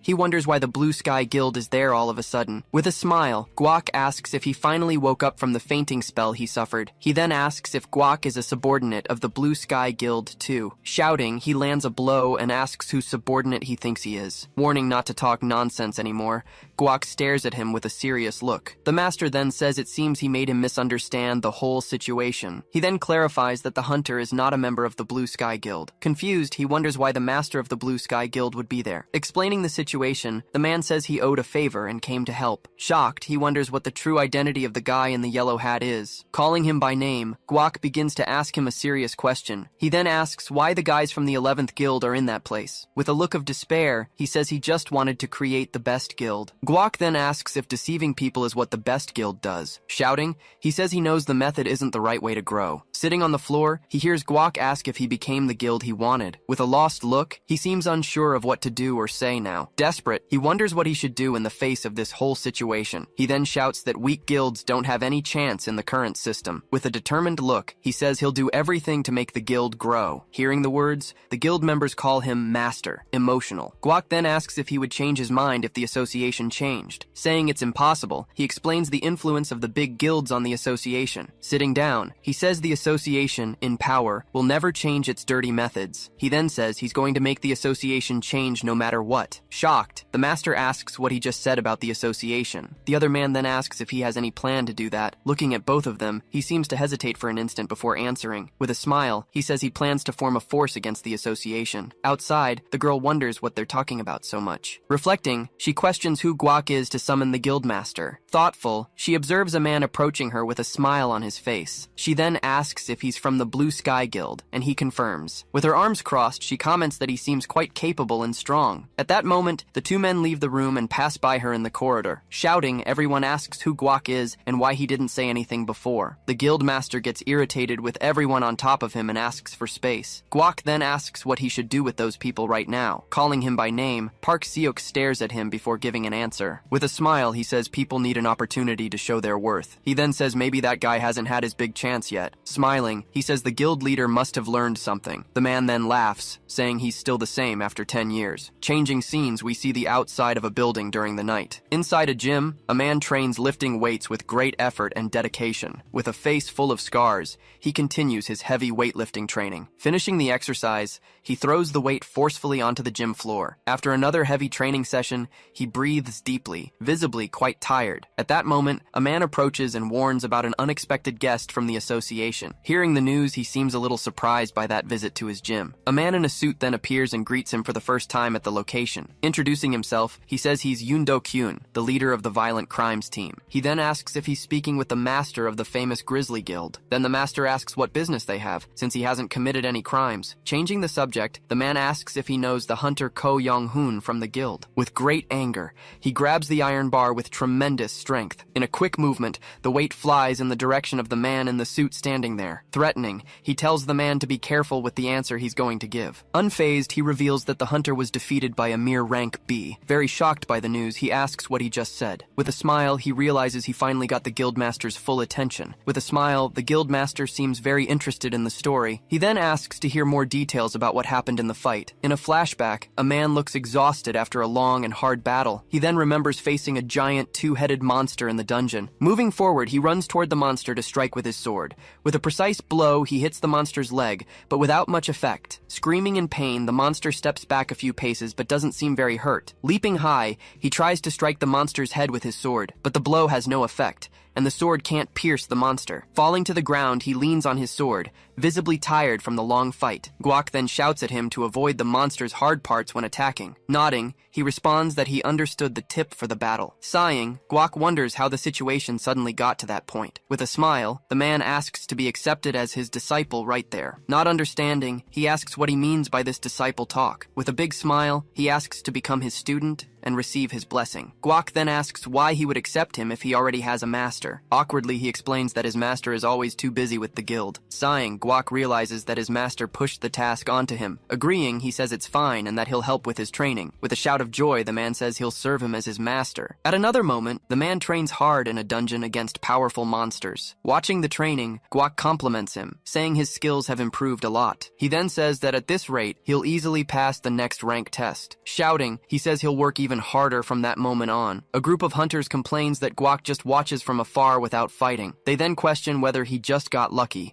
doubting his abilities. Irritated, he shouts that his master is nothing like what they think. Telling him not to worry about it, Guac warns them to leave the dungeon. In silence, he just nods, still a bit irritated with everything. On the street, he thanks everyone for their hard work in the dungeon they cleared together. At that moment, someone approaches from behind and calls him, interrupting the farewell. Nervous, the boy asks if it's true that he was promoted in rank. He then asks why he's asking that question so suddenly. With a trembling voice, he asks to be accepted as his disciple too. Not understanding, Taejin asks what's happening there at that moment. He then asks if the guy still wants to be his disciple without even knowing him. Refusing, he dismisses the guy and tells him to go somewhere else. Then he asks if the guy gave up too easily after coming from so far. With a sad look, he says he understands if he doesn't want to accept him as a disciple. Apologizing, Guak seems exhausted just from talking to him about it. The other then suggests that he accept the guy as his disciple too. He argues that for someone shy, there must be a story behind the request. Besides, he says it would be better to have a companion to train with. Guak then says that the apprentice's attitude is very important in education. Shouting, he denies, and says he has plenty of motivation to be his disciple. With a serious look, the guy stares at the boy, who gets scared by the reaction. Pleading, he asks the master to accept the guy as his new disciple. The guy then asks why he's so eager to help the boy. He then approaches with a serious expression on his face to explain the reason. Shouting, he says they should give opportunities to those seeking a chance. With a determined look, he stares at the guy, who seems a bit impatient. He then agrees and says the guy will join their next raid. Shouting with joy, he thanks him and promises he'll work very hard in training. Guak then asks what his name is, since he doesn't know yet. Introducing himself, he says his name is Guak Pil-seong and that they'll get along well. The other then says he's Kim Tae-jun and that they can speak comfortably now. With a bow, he asks them to take good care of him from now on. Sighing, Guak thinks he'll teach him since he wants to learn so badly. A few days later, they enter an ice cave for a new mission. Watching Guak, he seems a bit worried about something at the location. Not understanding, Guak asks what's wrong, looking at him with curiosity. Standing still, he stares at a giant monster that shouts at him not to stand still. At the last second, Guak saves him from a blow from the furious monster. Thanking him, the young hunter seems quite scared by what almost happened. Shouting, he says that Zhonghwan isn't paying any attention to the battle. Apologizing, he lowers his head with a look of pure regret. Very irritated, he shouts, saying he already warned him to check the surroundings before. With his head down, he apologizes once more for his big mistake. Bringing his hand to his face, he wonders what he should do with the boy. In silence, Zhonghwan continues with his head down, not saying a word. Facing another monster, Zhonghwan looks pretty exhausted from the long and grueling battle. Using his skill, he charges forward to attack the monster with his enhanced weapon. With one strike, he hits the monster's arm, but doesn't do much damage. The monster then looks at him, seemingly unfazed by the blow it just received. Preparing a counterattack, the monster raises its arm for a powerful downward strike. At that moment, the other two appear and rush in to attack the monster together. Thanking them for the help, he bows, looking a bit embarrassed by the situation. Shouting, Guak tells him he needs to aim for the monster's weak points. Irritated, he yells that the young man is driving him completely insane with his mistakes. Turning his back, he walks away, looking very frustrated with Guak's training. In silence, he just watches his master walk away, with a really sad look on his face. The other one then tells him not to get discouraged and that he'll do better next time. Saying he's going to cool off, he walks away alone through the dungeon grounds. Worried, the man watches him leave, calling out to him, but gets no response. In silence, he watches Zhonghwan with an expression of concern and exhaustion. With his fist clenched, he seems very frustrated with the situation he's in. Alone, he laments everything that's been happening to him lately. He then wonders how much longer he'll have to put up with being treated like this. With an angry look, he thinks about giving up on everything all at once. But he quickly changes his mind and says he needs to hang on just a little longer. With determination, he says he can't give up now, no matter what. Suddenly, he hears someone calling out, saying they're already leaving. Running, he shouts that he's coming, hurrying to join the others. Elsewhere, a large office building stands out in the city landscape. Sighing, Guak wonders what all that hard and exhausting work is even for. In the room, Park Seok appears to be sleeping, completely bored with everything. He then asks why Guak keeps going there if he's so tired. Complaining, he says it's all his fault for accepting Taijin as a disciple. Park Seok then asks why he doesn't just join the guild already. Explaining, he says he doesn't want to join so he can act more freely. Park Seok then says it's unsettling that the association is so quiet. Besides, he mentions there are rumors about Guak because of the visits. With a smile, he says there's nothing to worry about with that. With a confused look, he seems not to understand what Park Seok is talking about. Park Seok then reveals there's a rumor that they're secret lovers. Shouting, he asks who the bastards spreading these ridiculous rumors are. He then explains that the guild members are unhappy with the situation. Park Seok then asks him to either join the guild or stop visiting them. Sighing, he says it seems old folks aren't welcome anywhere. Saying he understood, he gets up to leave, leaving Park Seok surprised. Warning that he won't be back, he says goodbye and leaves Park Seok's room. Before leaving, Park Seok calls him back to give one last warning. He then tells him there's a rumor that the Grizzly Guild is investigating him. He then asks if they're like those bastards from Northern Lights before. Explaining about the guild, he talks about the terrible reputation of its hunter master. Asking him not to worry, he tells Park Seok he doesn't need to forget about him. After saying goodbye, he turns and leaves Park Seok's room. Sighing, Park Seok from the guild looks visibly worried about Guak Gwok's stubbornness. At another moment, the scene shifts to a busy area of the city. Gathered with his disciples, he asks if everyone is already present there at the location. Confirming yes, they respond to the master's call, awaiting the next orders. Asking the reason, he questions if some dangerous dungeon suddenly appeared. Meanwhile, the other young man stays silent, just watching the conversation between them. Answering the question, he says it's actually not about training today. He then reveals he thought of an activity for the team to build bonds. Confirming yes, he explains it's nothing special, just for camaraderie. With a smile, he says he wants to take the opportunity to create some bonds. Saying that breaks help, the two young men agree, a bit awkward with the idea. Bringing his hand to his head, he asks what exactly they're going to do together. Thinking a bit, he seems to be deciding what to do next with them. He then asks what young people usually do when they take time off. One of them answers that he usually plays Go or goes hiking for fun. With a smile, he says he didn't know young people still played Go. The other then comments that he finds the game boring, but it's an unusual hobby. Shouting, he asks what's wrong with Go, leaving him startled. After the outburst, he asks what the other boy usually does for fun. With a bit of embarrassment, he seems to hesitate before answering the master's question. Changing scenes, they go to a reading cafe with various books and comics. Gwok then comments that this is how young people have fun these days. Sitting down, each of them enjoys reading a book or comic in silence. Reading a book, he seems to be enjoying the quiet pastime with his disciples. While reading, he stays silent for a moment, just watching the young man. He then asks why the young man decided to become a professional hunter. With a smile, he responds that he's loved comics since he was a child. He explains he got excited when hunters appeared, looking like comic book heroes. That's why he decided to become a hunter, wanting to live a cool life like a hero. At that, the young man asks if it isn't kind of a childish dream, looking embarrassed. But his master responds that, no, it isn't, leaving the young hunter a bit surprised. Saying it's a great dream, he asks, what's the problem with a man dreaming? With an emotional face, the young man thanks him, calling him master again. Suddenly, Ji-hyun appears at the location, catching his attention while he was reading. Looking at him, she calls him by name, seeming quite surprised to find him there. Reading a book, she sits in silence and seems deeply focused on what she's seeing. She then wonders what exactly she's doing right now, letting out a long sigh. Questioning why she's thinking about him, she says he's not even that good looking. Thinking about how she fell for him, she remembers he was nice during the raid. Feeling that he's different from other guys, she continues her reflection about him. Because of nostalgia, she ends up remembering her grandfather from her childhood. Wondering what Pil-seong is doing, she tells her colleague she's going to the bathroom. In that moment, she admits to herself that she actually misses him. Suddenly, she's surprised to see that Gwok Pil-seong is right there nearby. Sitting there, he looks up in her direction and just listens to what was said. When he sees her, he greets her saying it's quite a coincidence to run into her there. Surprised, she asks him what exactly he's doing at that place. Smiling, he responds that he's there to meet up and have fun with friends. Not believing her luck, she wonders how she managed to find him right there. Seeing the interaction, one of his friends asks the master what his relationship with her is. Asking if the two are dating, the friend leaves her with a surprised expression. Reacting nervously,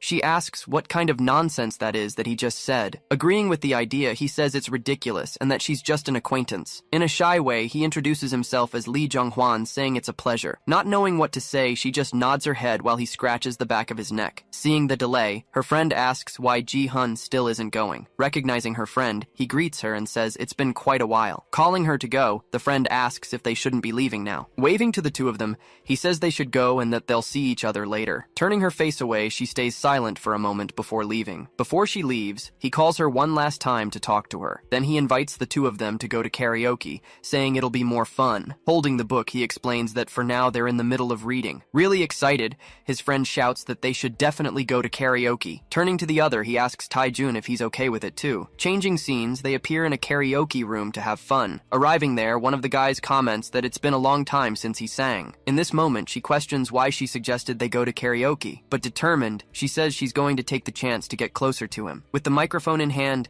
she calls Pil-seong to sing a song with her. Saying it's the first time he's heard the song, he declines her invitation. Singing along with the other guy, she thinks this wasn't supposed to be like this. Then she insists that Pil-seong sing a song alone for all of them. Shortly after, the intro to the song he chose starts playing on the screen. Grabbing the microphone, he starts singing the song with quite a lot of enthusiasm. Shocked by the song, she wonders why he doesn't sing something normal. Seeing the reaction, her friend approaches to say something in her ear. Her friend then asks if by any chance she'd be interested in Pil-seong. Asking if it's that obvious, the friend confirms that yes, it's quite obvious. Apologizing, she says she'll give up since he doesn't seem interested in her. Holding her hand, her friend shows she'll give all the support she needs. Asking her to trust her, her friend says she'll find a way to get the two together. At the end of the song, the screen shows he got the maximum score of 100. Praising the master, the friend says his singing skills are incredible. Calling Pil Seong, her friend approaches to talk to him about something. Saying that Ji-hyun forgot her wallet, she asks him to go look for it with her. Offering to go instead, the other friend stands up and says he can go. In that moment, she stops him by pushing him back into his seat with a strike. Insisting on the idea, she asks if he can do this big favor for her. After hearing the request, he stays silent for a moment, thinking about what to do. Agreeing to go, he says the two of them can go together to look for the wallet. Seeing the result, her friend smiles and makes a thumbs up sign with her hand. As they leave, the other guy stays behind with a very serious expression. Already back, he says he's glad they found it and asks if they can return. Asking if they're going already, he wants to know if she needs anything else. Not knowing what to do, she wonders how to act on this opportunity that was created. Taking advantage of the moment, she asks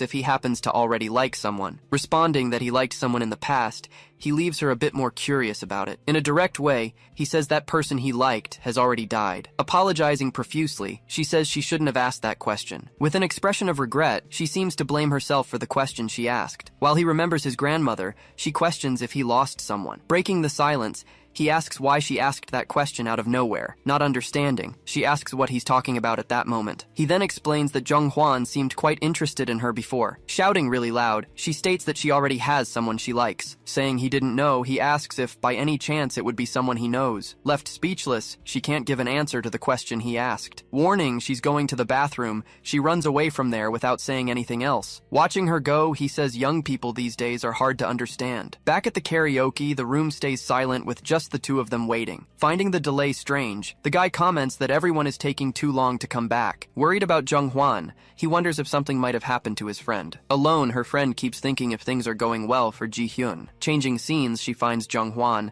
and asks what's happening with him. With his head down, he remains silent and can't look directly at her. Seeing his reaction, she wonders if what Pil Seong said was true. Calling out to Ji-hyun, he seems very overwhelmed and doesn't know what to do. Suddenly, a figure appears behind her, and she's paralyzed, unable to move. Turning around scared, she tries to see who the person that appeared there is. After hearing a scream, he just stands there observing the situation seriously. Thinking that Ji-hyun is way too late, he wonders why she hasn't arrived. At that moment, his phone rings and leaves him with a very surprised expression. Answering the call, he simply says hello to the person on the other end. On the other side, a voice asks if he happens to be looking for a woman. With a serious face, he asks who the person speaking to him is. Laughing at the question, the man questions back if he wants to know who he is. Saying he's the one protecting his friend, he makes it clear the situation is unpleasant. Asking him not to worry, the man says she'll be fine if he obeys. Agreeing to do what he says, he hears that he must go to the location alone. After hanging up, he stands still looking at his phone for a moment. With a determined look, he turns and seems ready for whatever comes. Switching scenes,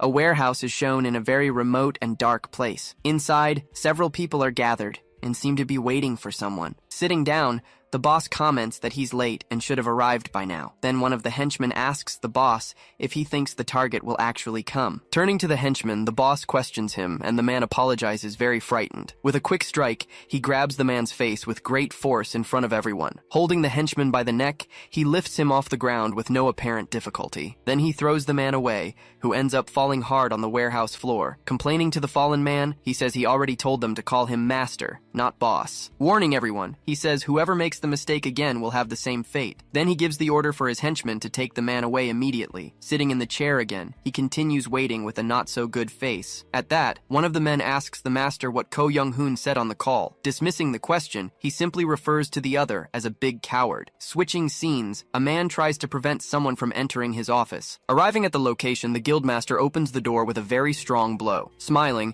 he greets Ko Young-hoon, saying it's been a while since they've seen each other. Irritated by the visit, he asks Seo Guangho why he's there. Entering the room, he says he recently heard a very interesting story about him. Asking if he was humiliated by a rank B hunter, he surprises him. With an irritated look, he says the other has too much free time to mock. He then explains that he was just curious about the hunter who managed to crush him. Giving advice, he warns that if he gets involved, he'll definitely regret it. Repeating the word friend, he seems not to agree with what he just heard. Next, he starts laughing really loud at the warning he received from the other. Challenging what he heard, he says to wait and see if he'll regret it. With nothing to respond, the man just remains silent, with a serious look. Back at the warehouse, one of the henchmen calls the master's attention to something. Smiling, he warns that their guest has finally arrived while they were talking. At that instant, the man they were waiting for appears at the warehouse entrance walking. With open arms, he welcomes him and says he almost aged waiting for him. Going straight to the point, he asks where exactly Ji-hyun is at that moment. Calling him impatient, the master guarantees that the woman is perfectly safe. Right after,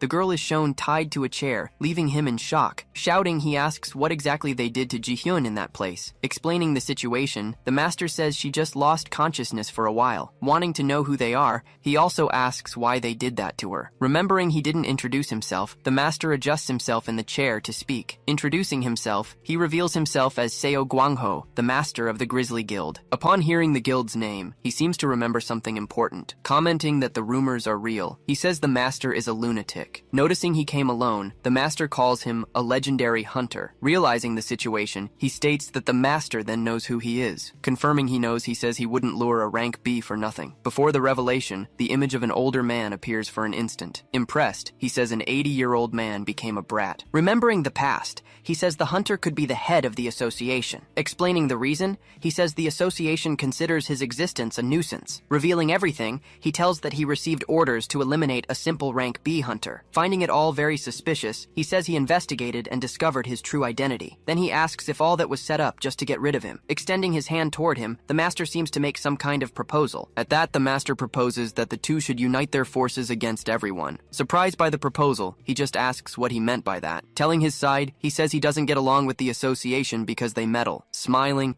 he asks what he thinks about uniting against their common enemy. Responding to the proposal, he says there are some things he really hates. Revealing one of them, he says he hates when people close to him get hurt because of him. Apologizing for the kidnapping, he says he wanted the association to see them as enemies. Realizing the setup, he says the master knew he would refuse the offer. Calling him smart, the master says he's very good for an old man. He says the master is despicable, but the other denies it, wanting an alliance. Changing the subject, he says he prepared a small gift for his guest. Recognizing the young man, he calls him by name, not understanding what's happening. Smiling, the master reveals the young man as a subordinate and asks about the gift. The two stare at each other fixedly, with the young man seeming very nervous about everything. Threatening the girl, the master warns, it's better he does what was told, making it very clear.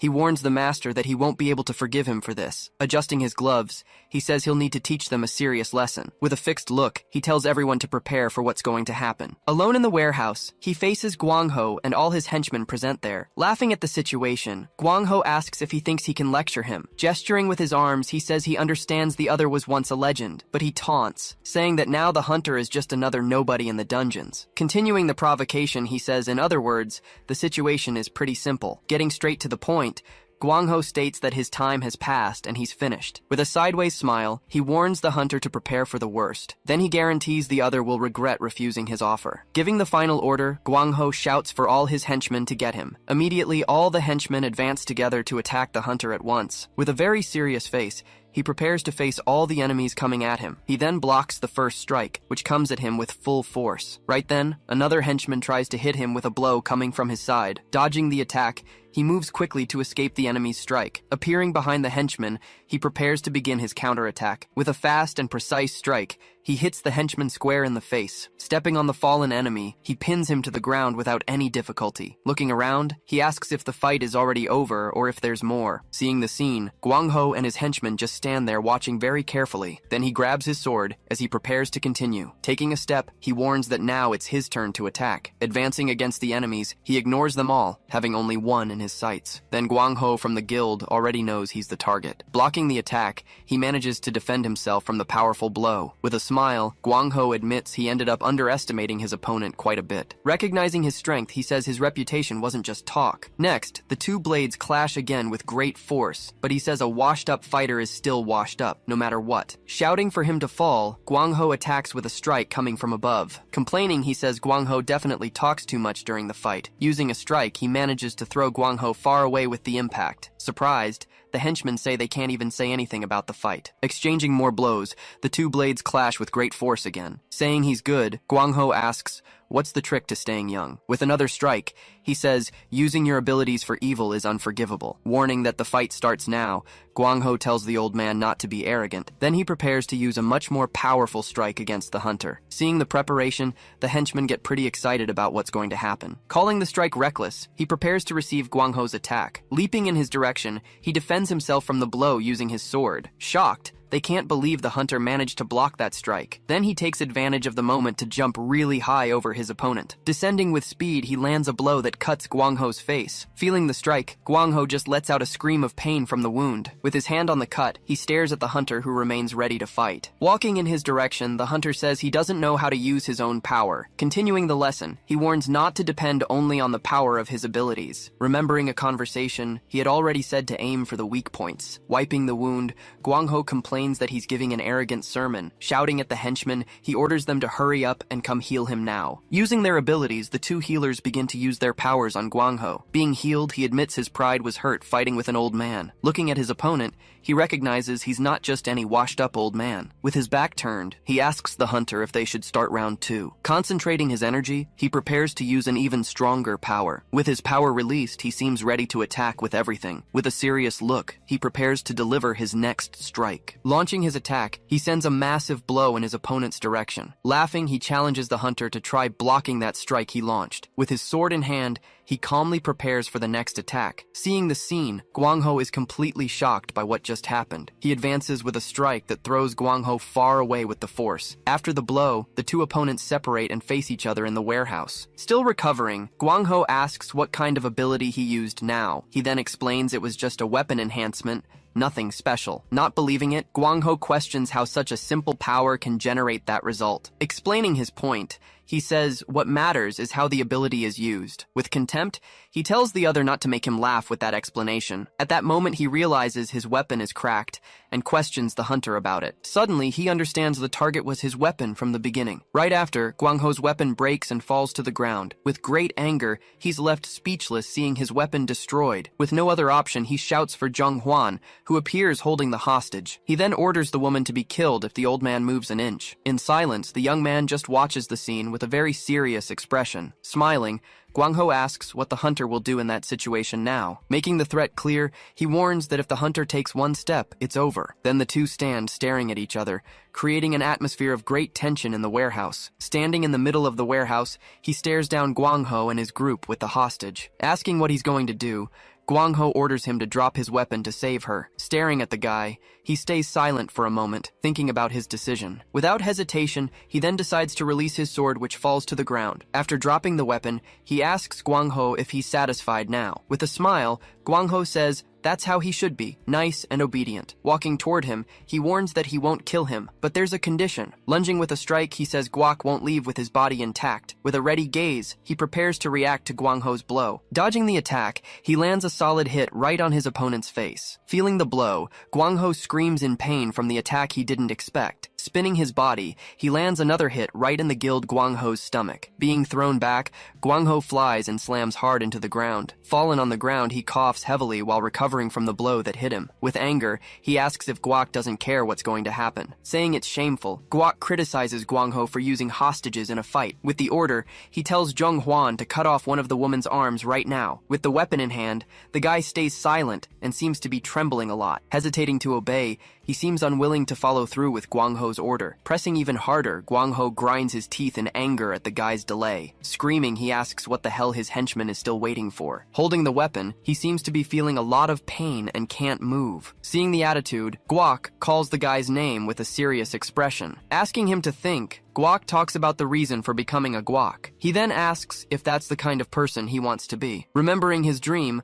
the guy reveals he always wanted to be like the protagonists. Out of patience, Guangho yells for him to hurry up and cut off her arm. Closing his eyes, he seems to make a final decision about what he should do. In great pain, he seems to have hurt himself by turning against Guangho. Apologizing to the girl, he drops the weapon and falls to his knees on the ground. With hatred, Guangho calls his henchman a traitorous bastard for his attitude. Advancing against the guy, Guangho yells for him to get out of his way. Leaping toward him, Guak appears in the air and surprises Guangho. With one strike, he hits Guangho. Guangho screams in pain as he feels his face getting crushed by Guak. Seeing their Guangho on the ground, the henchmen are left without reaction to the scene. Complaining in pain, Guangho tries to get up but is stopped by Guak. Screaming that he won, Guangho admits defeat and begs him to stop. Hearing the request, Guak says he never intended to kill him. Without listening, he says there's no point in just telling him not to do bad things anymore. He then says that if words don't work, he'll learn through his body. In fear, Guangho screams that he was wrong and asks if it needs to go this far. In the end, Guak reaffirms that he wasn't trying to kill him, but to teach him. Promising not to cross his path, Guangho begs him to spare him. Ignoring the plea, Guak attacks Guangho with a blow from his sword. After the blow, Guangho falls to the ground, appearing quite injured. With Guangho defeated, Guak lets out a sigh of relief and sheathes his sword. Looking at the henchmen, he asks if anyone else wants to fight him. Without responding, the henchmen just back away in fear of what might happen. Calling them pathetic fools,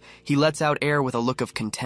Giving a final order, he tells the henchmen to get rid of Guangho and leave. Watching everything, the guy stays silent with an expression of fear. Then Guak turns around and comes face to face with the guy in the warehouse. Apologizing, the guy says he's sorry for deceiving him all this time. Staring at the guy, Guak stays silent for a moment before acting. With a quick strike, he hits the guy in the face, leaving him surprised. After the blow, he closes his eyes and gives a slight side smile. With his hand on his shoulder, he says the guy should call him Guangho. Not believing it, he asks if Guangho is really forgiving him after everything. He then says everyone makes mistakes and there's no need for a scolding. Continuing the subject, he seems to want to say something else important. Remembering the dream, he asks if the guy wants to be like a protagonist. With a smile, he starts talking about the comics he's read. He explains that protagonists get stronger after overcoming difficulties. Saying he believes in him, he affirms that the guy will do the same. Speechless, the guy just calls out to his Guangho, seeming very emotional. Calling the guy, he says that now they need to get Ji-hyun and leave. After everything, he stays silent for a moment, just watching. Changing scenes, Ko Young-hoon asks why he wanted to meet him so suddenly.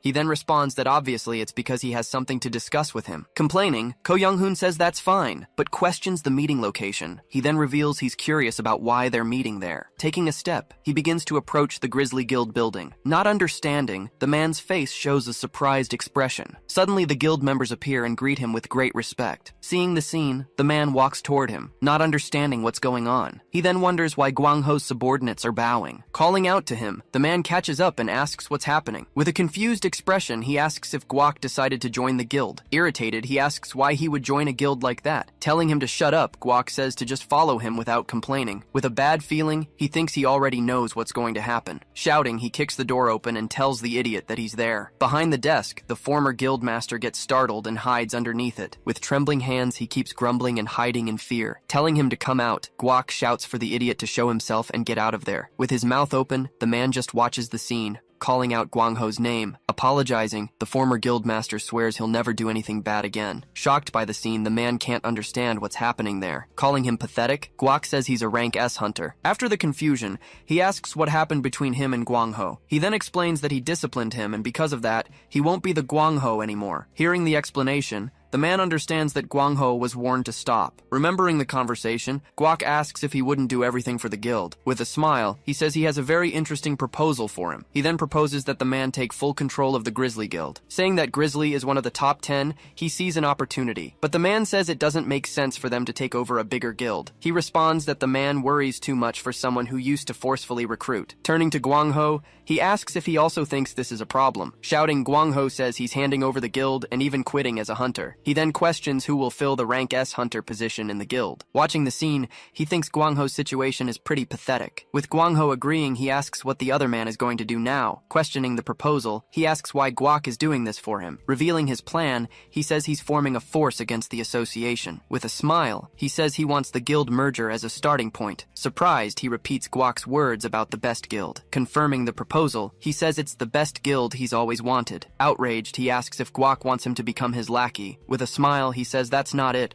and that he'll need his help. Despite being sudden, he thinks the offer isn't all that bad. After thinking, he finally agrees with Guak's proposal. Agreeing to the merger, he says he's counting on the other to help. Suddenly, a man comes running in, saying they have a big problem. With a panicked expression, he says the person from the association is back. Surprised, Guak questions what the association is doing there again. Opening the door, a man enters the room and greets those inside. Introducing himself, he reveals himself as the leader of the violent crimes team. With a nervous tone, Guangho just confirms what the man said. Sitting at the desk, he asks what brings him there so suddenly. With a serious face, he remains silent, waiting for the visitor's response. Guak then tells him to go find out the reason for the visit while they wait. Warning not to raise suspicions, Guak says he'll be keeping an eye on him. With a serious tone, the man asks if he has anything else to say. He explains that he's just curious to see how things are going around there. Asking if that's all, Guangho questions if he thinks he can't handle it. He then wonders why the association is so interested in Guak. Calling out his name, the man from the association stares at him with a smile. With a gesture, he says he has no obligation to share those details. Threatening the guild, he tells Guangho to focus only on completing the mission. Angrily, Guangho asks if he's threatening him, but the man denies it. Waving, he says he believes Guangho understood and that he's leaving now. Turning around, he warns that he'll be waiting for good news very soon. Angrily, Guangho calls him an annoying bastard because of the threat. From the door, Guak asks if the man from the association has finally left. Praising the performance, he says Guangho did surprisingly very well. With a threatening tone, he asks if Guangho isn't planning anything secretly. In panic, he denies it and says he would never dare to do something like that against him. He then comments that the association's methods are really very dirty. With a serious look, he says the association has become a corrupt organization. Hearing everything, the man remains silent, just absorbing the information. He then wonders who Guak is and why the association wants him. Turning his back, he prepares to leave and make his final decision. With a smile, he warns that he won't just sit back and accept all this. Preparing to act, he wonders if he should strike back this time. The scene shifts to a coffee shop on a sunny day in the city. Inside, Guak and Zhonghuan are sitting at a table, talking. With a serious tone, he says he heard that Zhonghuan quit being a hunter. Explaining his decision, he says that being a hunter wasn't for him. Wanting to know more, he asks what Zhonghuan is planning to do now. With a downcast look, he begins to explain what his next plan is. Elsewhere, a large commercial building with antennas on top is shown. With his hands and legs shaking, he seems quite nervous about the situation. Sitting down, he clenches his hands and stays silent, waiting for what's going to happen. Asking him not to be nervous, a man assures him that his anonymity will be maintained. He then tells Zhonghuan not to act nervous and just to speak. With a smile, he says that Zhonghuan just needs to answer their questions. Warning that they're about to start, he makes Zhonghuan even more nervous and apprehensive. On TV, a host greets the viewers and announces the latest news. Starting the program, he reveals shocking information about guild crimes. With a gesture, he announces that they've invited the informant to the broadcast. Wearing a mask, Zhonghuan greets everyone and prepares to speak. The host then asks if he was part of a well-known guild. With a smile, he asks Zhonghuan to tell what crimes the guild committed. He reveals that the guild master used violence against innocent civilians. Continuing the accusation, he says that the master joined forces with the Hunters Association. In the control room, they hear a noise and wonder what it is. Standing up, one of them says he's going outside to check what's happening. Walking through the room, he approaches the door to see what caused the noise. Suddenly, Guangho appears, leaving the man completely shocked. With hatred, he calls everyone rats and questions the secret filming. Asking who he is, the man tries to calm down the situation that's formed. He then asks Guangho not to cause a scene during the live broadcast. Angrily, he asks if the man knows who he is to do that. Threatening everyone, he orders them to bring out the rat that's hiding there. Asking who he's talking about, Guangho says it's the guy who ratted him out. Not understanding, the man just stares with a puzzled look. Pointing at the door, he pushes the man and asks if the traitor is in there. Shouting Zhonghuan's name, he enters the studio with great anger. He then realizes there's no one there and that the studio is empty. Walking around the place, he wonders where everyone is hiding now. Shouting, he orders the traitor to show himself and says he's going to finish him. Suddenly, a voice tells him to stop, and Guangho turns around surprised. At the door, a man greets him, saying it's a surprise to see him there. With a flash at the entrance, the man and his team appear in the studio. Surrounded, Guangho stands still in the middle of the studio, looking at the men. Angrily, he asks what's going on and if they want to fight. The man then says they received a report of a hunter causing problems. He explains that one of his subordinates betrayed him and came to deal with him. The man then questions if he thought he could cause a scene like that. He reveals that the traitor also knows about the agreements between the two of them. Angrily, he says that Guangho is handling everything in a messy way. Telling him to shut up, Guangho says that he's the one always giving dirty jobs. Sighing, he says there's nothing he can do in that situation. With a serious look, he says they're going to change priorities and find Zhonghuan. One of the agents asks what they should do when they find the traitor. He then says there's no point in leaving any problems problems for the future. With a direct order, he commands that Zhonghwan be killed as soon as they see him. Suddenly, a noise catches his and his agent's attention in the studio. Shouting, he warns everyone that the traitor is escaping and orders them to pursue him, yelling for them to get out of the way. Guangho says he's going to catch the traitor. He then orders his agents to go after the fugitive as well, so they don't lose him. Angry at the situation, he just complains and watches the chase begin. Hidden in a hallway, Zhonghwan seems to be waiting for the dust to settle. Relieved, he wonders if they lost him and where his master is. With a worried look, he stays silent, just thinking about the situation. The master then asks what he's planning to do next in his life. He responds that he's looking for another job, but that it's not being easy at all. Lamenting, he says he feels like he only showed his failures to the master. He then wonders why the master came to see him on that specific day. The master reveals that he came because he needs his help with something important. He says he did everything that was asked and that the master should arrive. Suddenly, a man appears and attacks him, saying he can't continue anymore. With the surprise attack, he's shocked and unable to react in time. But before being hit, his master appears and blocks the enemy's strike. Relieved, he calls out to the master, who saved him from the unexpected attack. With a smile, Guak says he did a good job up to that point. He then says that now that he's arrived, Zhonghwan can finally relax and rest. The scene shifts, showing the empty TV studio with its cameras. Shouting, Guangho calls out for Zhonghwan and asks where he's hiding. Finding it strange, he says he's sure the guy went that way. Out of patience, he says he doesn't know what their game is,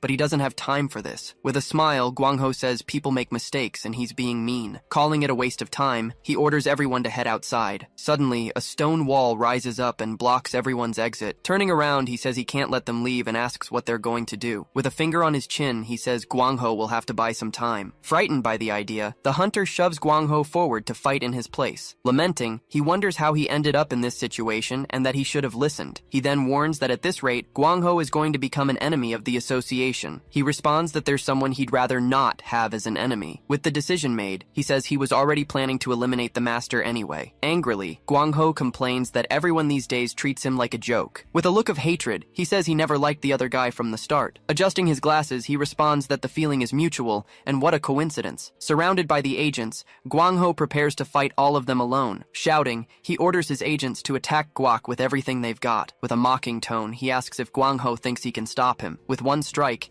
he takes down one of the agents to the ground with ease. With a smile, he asks if Guangho is still sure about what he said. Suddenly, chains appear and bind Guangho, who's caught by surprise. He then wonders what this is and why he can't break free. The man then asks if he wants to know why he became the team leader.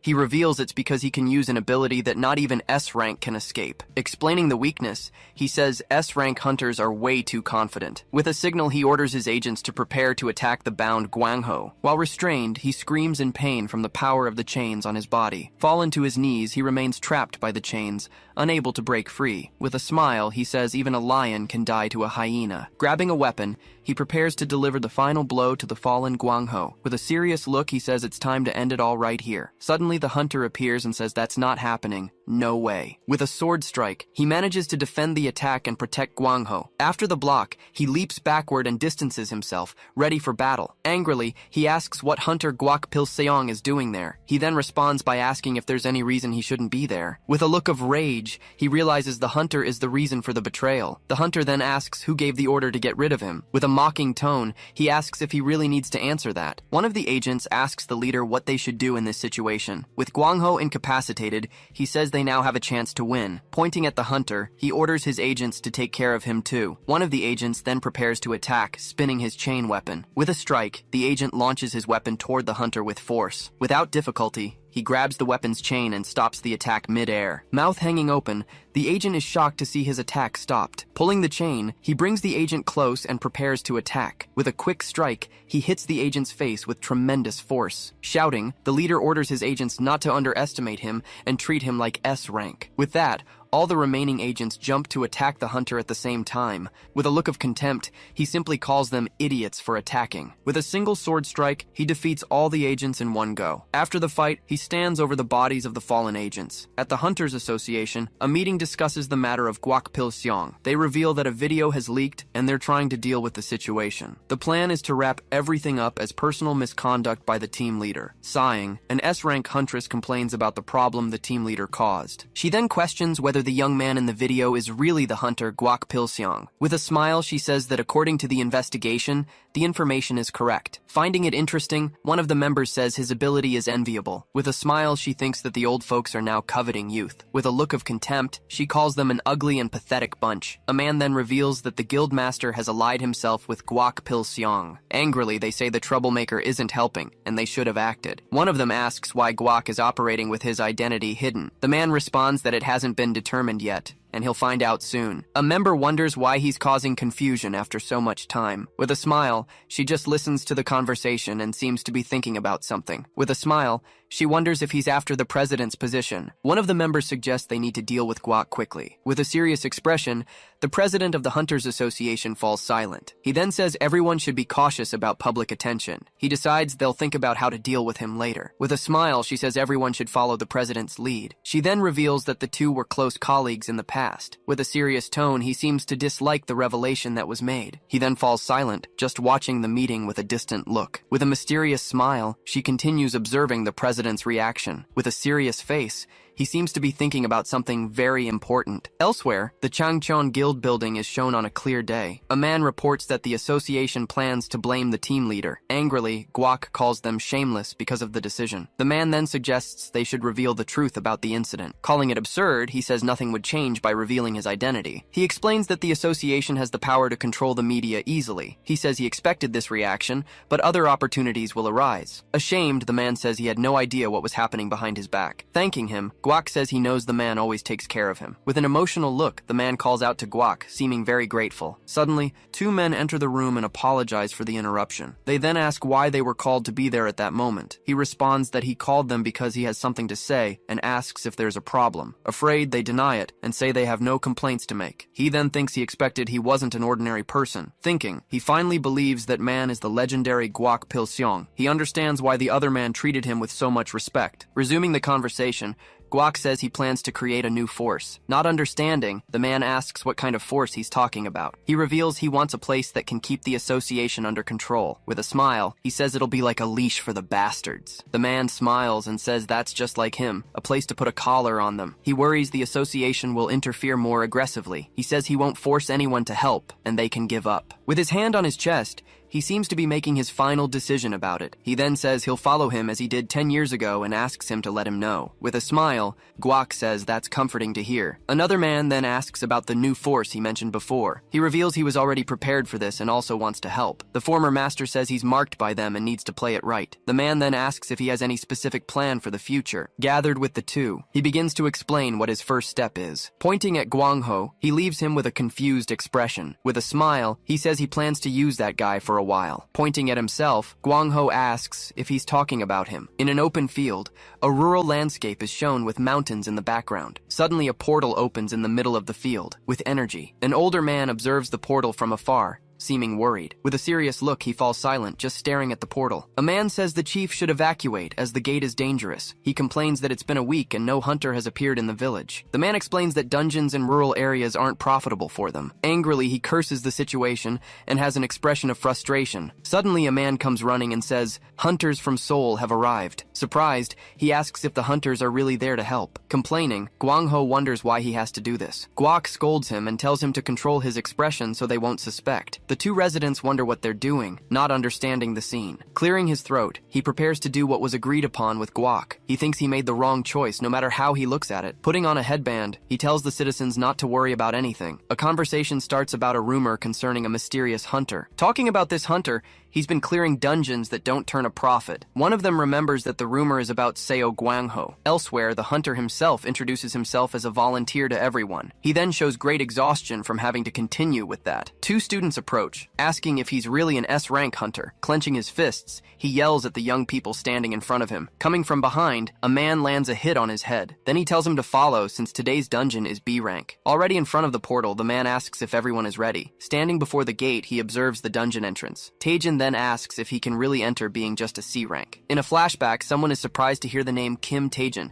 He confirms that he's thinking about taking the young man on missions. He explains that Taejin has potential and asks permission to teach him. Thanking the willingness, He says that Taijin would be grateful for his help. Then he confirms that he'll take the kid, receiving permission from the other. Back to the present, Taijin admits he was surprised to learn who he was. Then he expresses doubt whether he should really get involved between the two hunters. Guangho warns the young man that he'll leave him behind if he gets in the way. Landing another hit, the man asks why he was staring at him like that. He warns Guangho to be prepared if something happens to the rookie. Taijin then asks why they go to the countryside to raid dungeons. Agreeing with him, Guangho complains about the unprofitable places they frequent. Yelling at the hunter, Guak says it's to improve his reputation. He continues, asking if Guangho thinks the association will let it slide. Putting his hand to his head, he grumbles that nobody will notice the effort. Guak then explains that things won't change that fast, but he adds that they can be remembered for helping people with nobody. Still dissatisfied, Guangho says this seems like a totally lost cause. Saying that's enough talk, he positions himself in front of the others. With a smile, he announces that it's time to start the raid. Running toward the portal, he warns that the exploration has begun. Inside the dungeon, the group encounters a dense, thick forest. Walking through the woods, Guangho suddenly stops upon noticing something. Two creatures appear in front of him,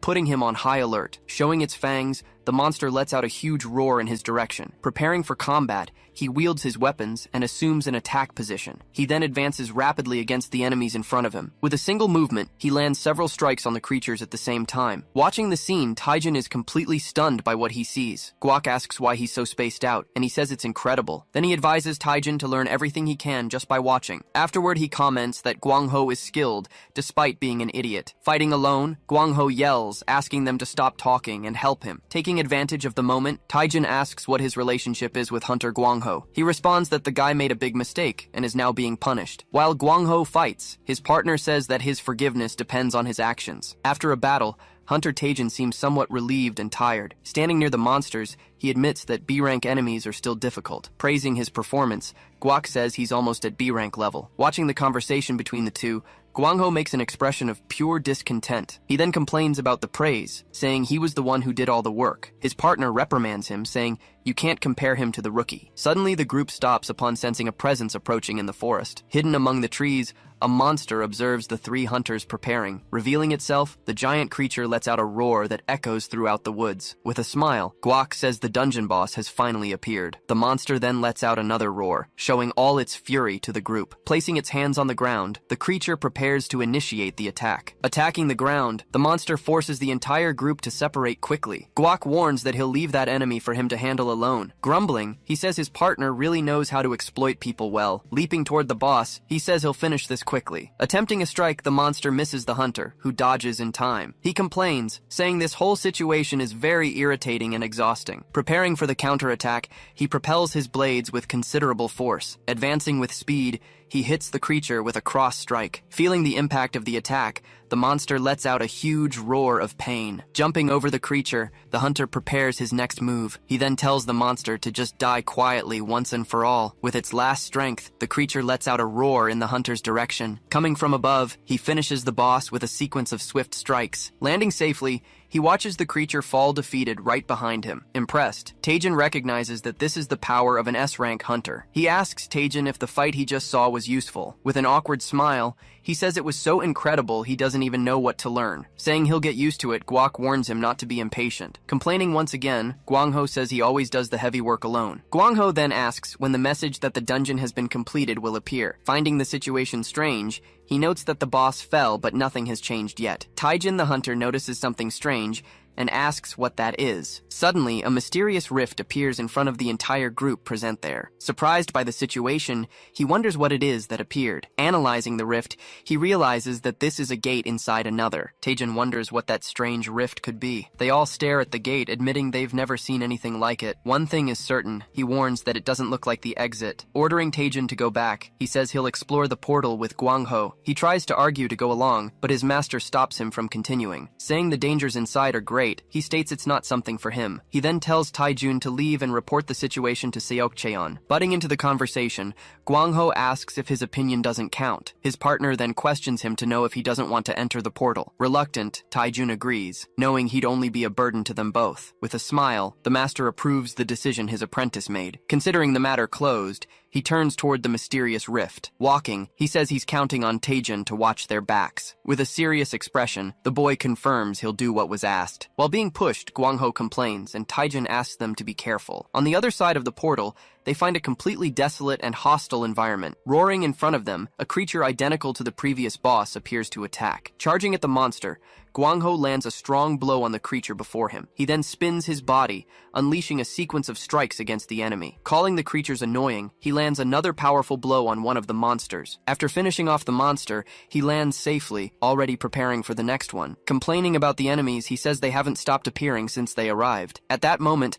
one of the creatures leaps toward him for a surprise attack. With a quick movement, his partner intercepts the monster and hits it with a strike. The two hunters position themselves, surrounded by the bodies of creatures they defeated. He then asks what kind of dungeon this is, and the other says they're the previous bosses. Complaining, he says this nullifies the rank measurement and they can't leave. His partner reflects that rank B hunters would be in danger in this unknown place. He asks if he's sure they can leave just by defeating the boss of this place. Not knowing what to do, he questions again what kind of dungeon this is. Asking how long he's been a hunter, his partner looks at him surprised. He then responds it's been about 5 years since he started his journey. At that, he reflects that even for a rank S, an unknown dungeon is new. His companion warns to forget common sense, because anything can happen there. With a smile, he says all this reminds him of old times. At that moment, a monster's cry catches the attention of both hunters. Several other creatures identical to the previous ones emerge to attack the two hunters. Gwangho then complains that the enemies simply won't stop coming at them. Suddenly, he looks up, noticing a new threat approaching them. Descending from the skies, a creature with enormous wings flies toward the duo. With a growl, the winged monster prepares to begin its attack. Landing on a rock, the creature lets out a great roar in their direction. He then asks if that must be the boss, and the other says he doesn't know. At that, the creature startles, noticing some kind of movement in the area. Growling furiously, the monster stares at its target with its eyes glowing intensely. With a smile, he says they'll find out if it's the boss when they fight. At the top of the rock, the winged creature lets out a great roar at everyone. Meanwhile, the monsters on the ground also advance to initiate the attack. Shouting for them all to come at once, his partner warns him to be careful. Jumping into battle, he says of course he'll be careful. Fighting together, the two hunters land strikes on the creatures surrounding them. While attacking, he shouts saying the monsters are no match for him. Growling with anger, the winged monster watches the battle happening below. Beating its wings forcefully, the creature prepares to enter the combat. It then flies away from the rock, initiating its attack against the two. Growling with fury, the creature prepares to launch its powerful attack. Firing a massive blow, the monster launches its attack against the duo. Surprised by the strike, he shouts for his partner to be very careful. They dodge the attack, which even hits the other monsters in its path. He then comments that the boss attacks without caring about its subordinates. Growling, the winged creature flies in circles, keeping distance from the two hunters. He comments that the attack cleared the area, but they don't know how to deal with the monster. Telling him to watch, his partner starts searching for something on the ground. Grabbing an enormous stone, he says that should solve their problem. Gwangho asks what he intends to do, if he's going to use the rock like a slingshot. With a confident smile, his partner confirms the idea is exactly that. With considerable effort, he then lifts the giant rock he picked from the ground. Spinning his body, he hurls the stone with all his strength toward the monster. The rock hits dead on, striking the creature right in the middle of its face. Dazed by the blow, the monster is left without reaction from the strong impact received. Gwangho then asks what that was and if he also uses ranged abilities. Responding it wasn't an ability, he says he just threw it with all his strength. Impressed, he thinks about how his partner has such a monstrous body. The creature then lets out a great roar, showing all its fury. He realizes that now the monster seems to be very angry at them. Screaming furiously, the creature advances, flying toward the two hunters. Wielding his weapon, he says the monster gave up its only advantage. Seeing the enemy approach, he calls it to combat with a smile. Changing scenes, Taejin reports that 6 hours have passed since they entered. With a serious expression, Park Seok says he has a bad feeling about this. Looking at the portal, he wonders if they should just keep waiting there. Suddenly, Taejin notices something strange is happening at the location. Pointing at the gate, he says it's shrinking, indicating the dungeon's end. Relieved, Park Seok comments the old man succeeded and they can breathe now. Taejin then panics, because the portal is almost closed and no one came out. Worried, the two watch the portal diminish faster and faster in front of them. Park Seok then shows confusion about the comment the hunter Taejin made. Shouting desperately, Taejin warns the gate is closing completely. At that, the portal disappears, leaving only a trail of particles behind. Shocked, he wonders what the hell happened in inside that mysterious dungeon. Alone on the road, the two stand still without understanding anything about the situation. On a deserted bridge, the night drags on as the wait continues endlessly. Standing on the road, Park Sok checks his watch impatiently. Taijin arrives, saying he couldn't get a response from hunters Guak or Seo. With a tense expression, he receives the news of the disappearance with deep concern. Shouting, he orders the area to be searched and any trace to be reported. He then wonders aloud where the hell the hunter ended up. Inside the dungeon, the winged creature snarls, hovering over the two hunters. Letting out a deafening screech, the monster displays all its accumulated hostility. Diving at high speed, the creature charges to attack the pair of hunters. Readying his weapon, he calls the monster to come and fight already. With its claws, the creature tries to land a direct hit on the hunter. He counterattacks with a strike that sends the monster flying away. Fallen on the ground, the monster is finally defeated after the long battle. Taking a deep breath, he turns and asks if the fight is finally over. His partner congratulates him and also asks if everything ended there. He questions him if, as an S rank, he was just going to stand there watching. Complaining about young people these days,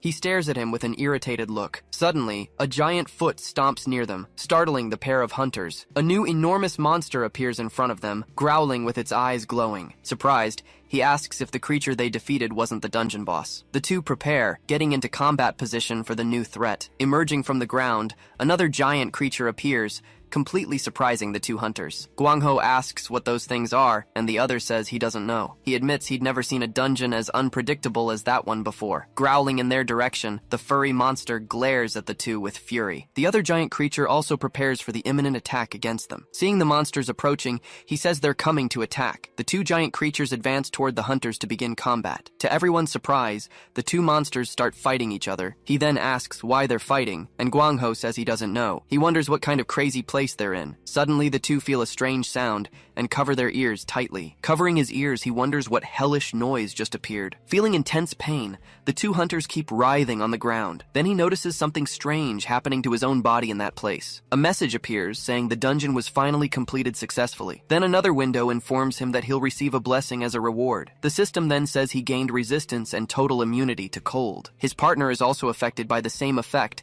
leaving both surprised by everything. Right after that, the bodies of the two hunters simply begin to disappear. Changing scenery, he finds himself in a completely different place, and it's snowing. Walking through the snow, he tries to understand what just happened there. Walking alone, he realizes he left the dungeon but doesn't know where he is. He notices that despite the cold, he doesn't feel anything because of the blessing. Questioning the coincidence, he wonders what this blessing he received is. While walking through the snow, he hears a growl coming from somewhere nearby. A giant creature appears in front of him, letting out a great roar of fury. He then wonders if he still hasn't managed to get out of the dungeon. With a roar, the monster charges to attack, preparing a strike against him. Telling the creature to shut up, he lands a hit right on its face. After the attack, the giant monster falls in the snow, completely defeated by him. He realizes that creature's level wasn't anything special to him. Suddenly, he hears a voice in the distance, which leaves him quite surprised. Paying closer attention, he realizes he heard a human voice. Running through the forest, he decides to follow the sound to discover where it came from. Hidden behind a tree, he observes the scene unfolding ahead. Then he sees a group of people being attacked by two giant creatures. The people scream desperately, but he can't understand what they're saying. Seeing the group, he realizes they're foreign hunters in trouble there. One of the hunters advances, landing a hit on the creature with her weapon. One of the hunters screams desperately for their leader who was attacked. Hidden, he watches the fight and thinks the situation looks dangerous. The group's leader is hit squarely by the creature's strike. With the impact, she's thrown far away with no chance to react. The creature then stares at her closely, letting out a great roar in front of her. Unable to move, she just watches the monster approaching her. Then a quick strike appears suddenly, interrupting the creature's attack. He then appears, hitting the monster and saving the hunter from danger. Seeing it was dangerous, he warns the group that he's going to help them. Surprised, the leader asks who he is upon noticing he's Asian. He then asks her to speak Korean, because he doesn't understand her language. The hunter is confused, repeating that he's a Korean who appeared there. Her companion wonders how he got there, finding everything very suspicious. Irritated with the situation, he turns to face the group of hunters. He then shouts, saying he's helping and they're just standing there watching. Advising the leader, she says he's helping and they should focus on the monsters. Agreeing with her, the leader says the priority is taking care of the monsters. Looking in his direction, she then decides to accept the help he offered. Then the leader orders everyone in the group to help the unknown hunter. With a smile, he says they're finally starting to understand understand each other. Running into the fight, he warns everyone else to be careful. One of the hunters takes down the last monster remaining at the location. The group leader asks if everyone is okay after the long battle. One of the hunters asks what they should do with the man who appeared. He then turns around and catches the attention of the group leader. She questions him, asking how he managed to enter that restricted dungeon. He complains that he doesn't understand anything and asks them to speak in Korean. The hunter says they can't communicate and that he's suspicious. Walking toward him, she calls him a Korean hunter and stares at him. She then invites him to follow them to get out of there safely. Confused, he wonders if they're asking for help to clear the dungeon. With a smile, he says he'll help the group of hunters. The leader is surprised, asking if he was thanking them. Shaking her hand, he says he'll accept the thanks after they get out. She then tells them to continue the clearing, and the whole group agrees with her. Watching the group, he comments on how lively the young women are. Standing before a cave, the group prepares for the next challenge. One of the hunters warns that, according to the radar, the dungeon boss is there. The leader praises her companion's work and turns to the group. Curious, he asks about the ability and whether she can detect the boss. Shouting at him, she pushes him away and asks what he's doing. The leader asks Anna to calm down, and she apologizes for her attitude. The group leader then turns around and gets the Korean hunter's attention. She warns that although they let him follow, they still don't trust him. With a serious look, she continues, saying that any suspicious act from him will be enough for them to eliminate him on the spot without hesitation. Not understanding, he says he doesn't know what she said, but it doesn't sound good. The leader realizes that somehow he managed to understand her warning. Ending the conversation, she warns everyone to stay alert from there on. She reinforces the warning, asking no one to lower their guard and to be careful. With serious expressions, all the group members confirm they understood the message. Thoughtful, he watches the group preparing to enter the boss's cave. The leader asks Anna what the boss's reaction is inside. Anna confirms that the dungeon boss is right ahead of them in the cave. The leader finds it strange, saying she can't sense any presence nearby. He suddenly stops, realizing there's something wrong with that place. Turning to the group, he warns them all to be very careful. Confused, the group leader can't understand the reason for his warning. Suddenly, the ground starts to shake, startling all the hunters. The leader senses the danger and prepares for what's coming. Shouting, she warns everyone that the danger is beneath them in the ground. The ice floor breaks, and the whole group starts to fall. Desperate, the hunters scream as they all fall together into the hole. The entire group falls into a deeper place inside that same cave. The leader gets up and asks if all the group members are okay. One of the hunters responds yes, confirming everything was fine with them. Looking up, the leader wonders if they fell from that place. Suddenly, she senses a strange presence and turns around, startled. Before her, a giant, shadowy creature emerges, revealing itself to be the boss. Desperate, the hunters scream for the leader, who let her guard down at that moment. Roaring, the monster attacks the leader, who was right in front of it. The ground breaks from the force of the giant creature's blow. The hunters are shocked by the scene, unable to do anything to help. The creature is surprised to see that its attack didn't hit the target. With a look of astonishment, the monster sees the hunter holding its strike. With great strength, the leader manages to stop the dungeon boss's attack. She feels the pressure of the blow, making a great effort to withstand it. Growling with rage, the monster stares at her, surprised by her strength. The creature then begins to put more force into its powerful attack. Feeling the pressure increase, the group leader screams in pain and effort. One of the hunters announces she'll help, firing a support strike. Another hunter lands a blow from above, but it has no effect at all. The monster takes several strikes at once, but nothing happens to it. Frightened, the hunters watch the scene, not believing what was happening. Growling, the monster ignores the attacks and turns toward the hunters. The creature gets irritated with the attacks and decides to focus on one of the hunters. One of them realizes that the group's attacks aren't working on the monster. Trapped by the monster, the leader can't break free and despairs. She then wonders if she's going to end up dying like that in its hands. Suddenly, the monster turns around, as if it had heard something. Pointing at the monster, he asks if he can take care of that dangerous thing. Confused, the leader doesn't understand anything the Korean hunter is saying. He then faces the monster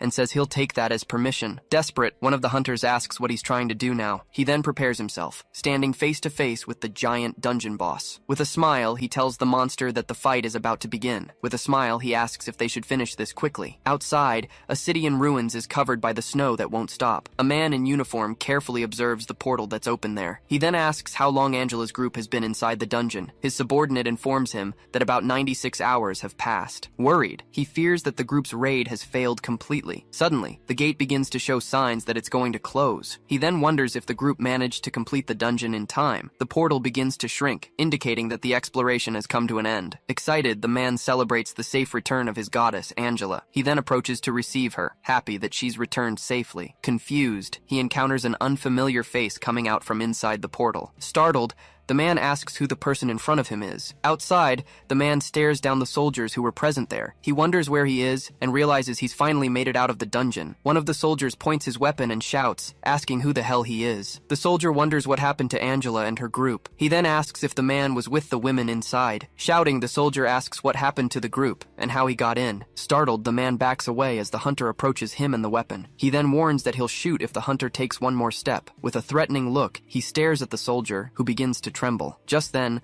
a hunter appears and lands a blow that sends the soldier flying. Calling out for Angela, the man sees the group leader emerging from the portal. He calls for backup, saying they found a suspect and that Angela is safe. The group leader shouts Ivan's name, who had just been attacked. The man then says that with Angela's help, they'll take care of the suspect. At that moment, one of the hunters lands a blow and knocks him to the ground. Surprised, the man asks what Angela is doing attacking him. She then shouts for Ivan to drop the weapon if he doesn't want to die. The man is left understanding nothing of what the group leader said. She apologizes for the rudeness, explaining that he got startled by the stranger. He asks why she did that, and says he was just going to teach some manners. The man on the ground stays silent, just watching the situation unfold. He then takes the weapon from the soldier's hand, who can't react. He questions whether a weapon would work against a skilled hunter like him. At that moment, he breaks the weapon with his hands. He advises him to act more calmly if he's really a commander. The fallen soldier just stares at him, silent and frightened. One of the hunters says he would eliminate them if they irritated him again. At a Russian military base, snow falls endlessly outside. Sitting in a room, he waits in silence for someone to arrive. Impatient,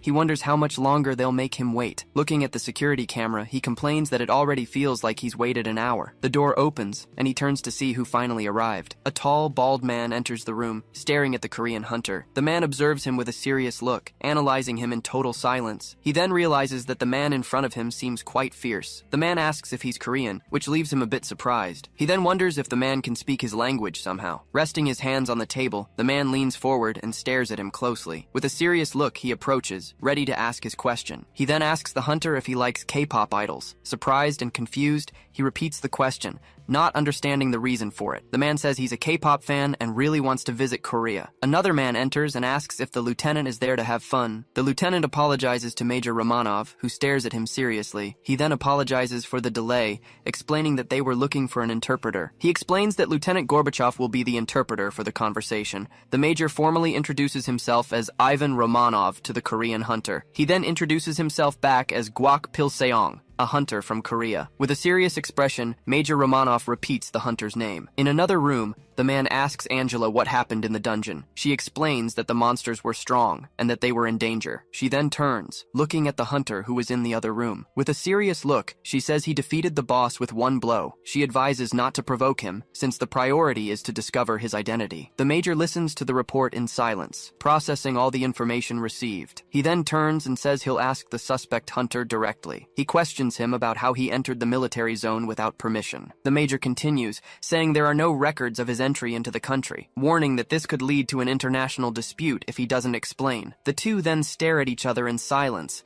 creating a tense atmosphere. Ignoring the questions, he repeats the major's name, Ivan, out loud. He then asks where exactly he is, since he doesn't recognize the place. Irritated, the major shouts for him to answer his questions first. He says he doesn't know how he got there, but that it was an accident. The major refuses to believe the story, finding everything very suspicious. He says the truth has been told, and whether to believe it or not is up to him. He then insists, saying that now it's the major's turn to answer. In silence, the major stares at him, thinking about what he should do next. He then reveals that they're in Russia's 8th containment zone. Shocked, he's surprised to learn he ended up so far from home. The major explains that the president was killed and that they lost territory. He continues, saying the country has faced difficulties since everything happened. Because of the unstable situation, he says they need to be cautious with strangers. He crosses his arms, listening attentively to Major Romanov's entire explanation. Suddenly, Angela enters the room, saying they have a big problem. Worried, the major asks Angela what's happening that's so serious. With a serious expression, she begins to explain the situation to him. Meanwhile, in an ice forest, the entire ground begins to shake. At this, the soldiers feel the tremor, becoming completely frightened by what's happening. Emerging in front of the troops, a giant creature suddenly appears. In the ancient Russian city of Sarograd, the battle against the monsters continues. The soldiers fire, but the creatures advance without flinching from the blows. One of the soldiers warns they won't hold out much longer like this. Suddenly, one of the men hears a noise and turns around, startled. Roaring, a monster attacks one of the soldiers, who screams in pain from the blow. Growling, the creature stares down the soldier, who lies fallen and unresponsive. The monster then lets out a massive roar, preparing to finish off the soldier. A hunter appears and lands a strike right on the creature's horn. Running, he advances to continue the attack against the monster staring at him. The hunter approaches the fallen soldier, preparing to protect him. A man arrives and asks if the soldiers are okay after the attack. They recognize him as Major General Garov, the hero of the Russian Federation. Shouting, he announces that reinforcements will arrive soon to help everyone. He then orders his men to hold the front line at all costs. The general tells no one to retreat, because their families will be in danger. Standing at attention, the soldiers confirm they understood the general's orders. With a serious look, General Garov prepares for battle. Angela reports that the monster horde from Sector 12 is advancing westward. She continues, saying that if they don't stop the monsters, the city, with its 100,000 inhabitants, Tsarograd will be in grave, imminent danger. Major Romanov listens to the report in silence with a worried expression. He then calls Lieutenant Gorbachev, who responds promptly to the call. The major orders him to gather all the hunters and soldiers from the base. He then turns to the Korean hunter, thinking about what to do. The major orders Angela to stay behind and watch the suspicious man. She questions him,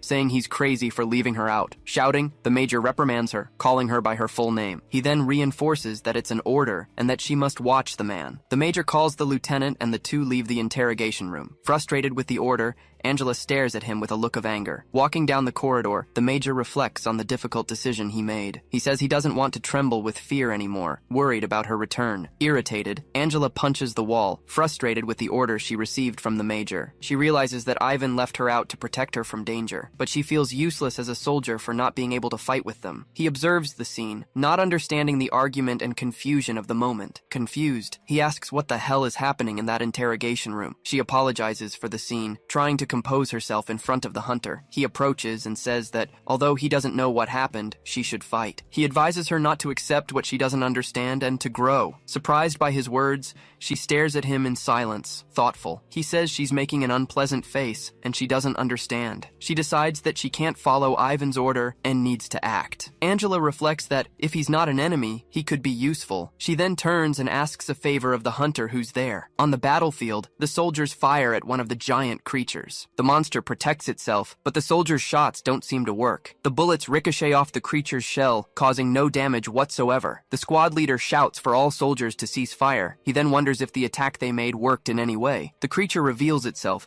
showing it suffered no damage from the attacks. The monster stares at the soldiers, who retreat in fear of the enormous creature. It then raises its body, preparing an attack against all the soldiers. With one blow, the monster throws several soldiers away with its strength. Fallen on the ground, the squad leader tries to get up, but he's injured. Another creature approaches, walking slowly toward the soldier. The monster advances, preparing an attack to finish off the squad leader. The man feels immense pressure, becoming completely paralyzed with fear. At that moment, one of the hunters intervenes, creating a protective barrier. The creature screams in pain as it's hit by the barrier that protected him. One of the huntresses leaps, preparing an aerial attack against the monster. With her axe, she lands a powerful blow on the giant creature there. The monster recoils from the pain of the blow, staggering backward without reaction. After the attack, the huntress lands safely on the snowy ground. The squad leader wonders if they're from the subjugation unit. The major approaches and asks the soldier if he's okay. Introducing himself, he says he's the commander of the 4th subjugation unit. The soldier thanks him for the help, shaking Major Romanov's hand. The major then asks about General Garov's location at the moment. One of the huntresses warns that a horde of monsters is approaching from the east. In the distance, several giant creatures walk toward the group of hunters. Desperate, she asks what they should do with so many monsters coming. The major says it's the first time he's seen so many monsters together. He finds it strange to see so many different species of monsters gathered there. Thinking about the situation, he notices it's almost as if they were fleeing. He concludes they look like animals running away, being chased by something else. Just then, an enormous shadow rushes past quickly through all the trees. Revealing its presence, a new creature lets out a growl in their direction. In a distant place,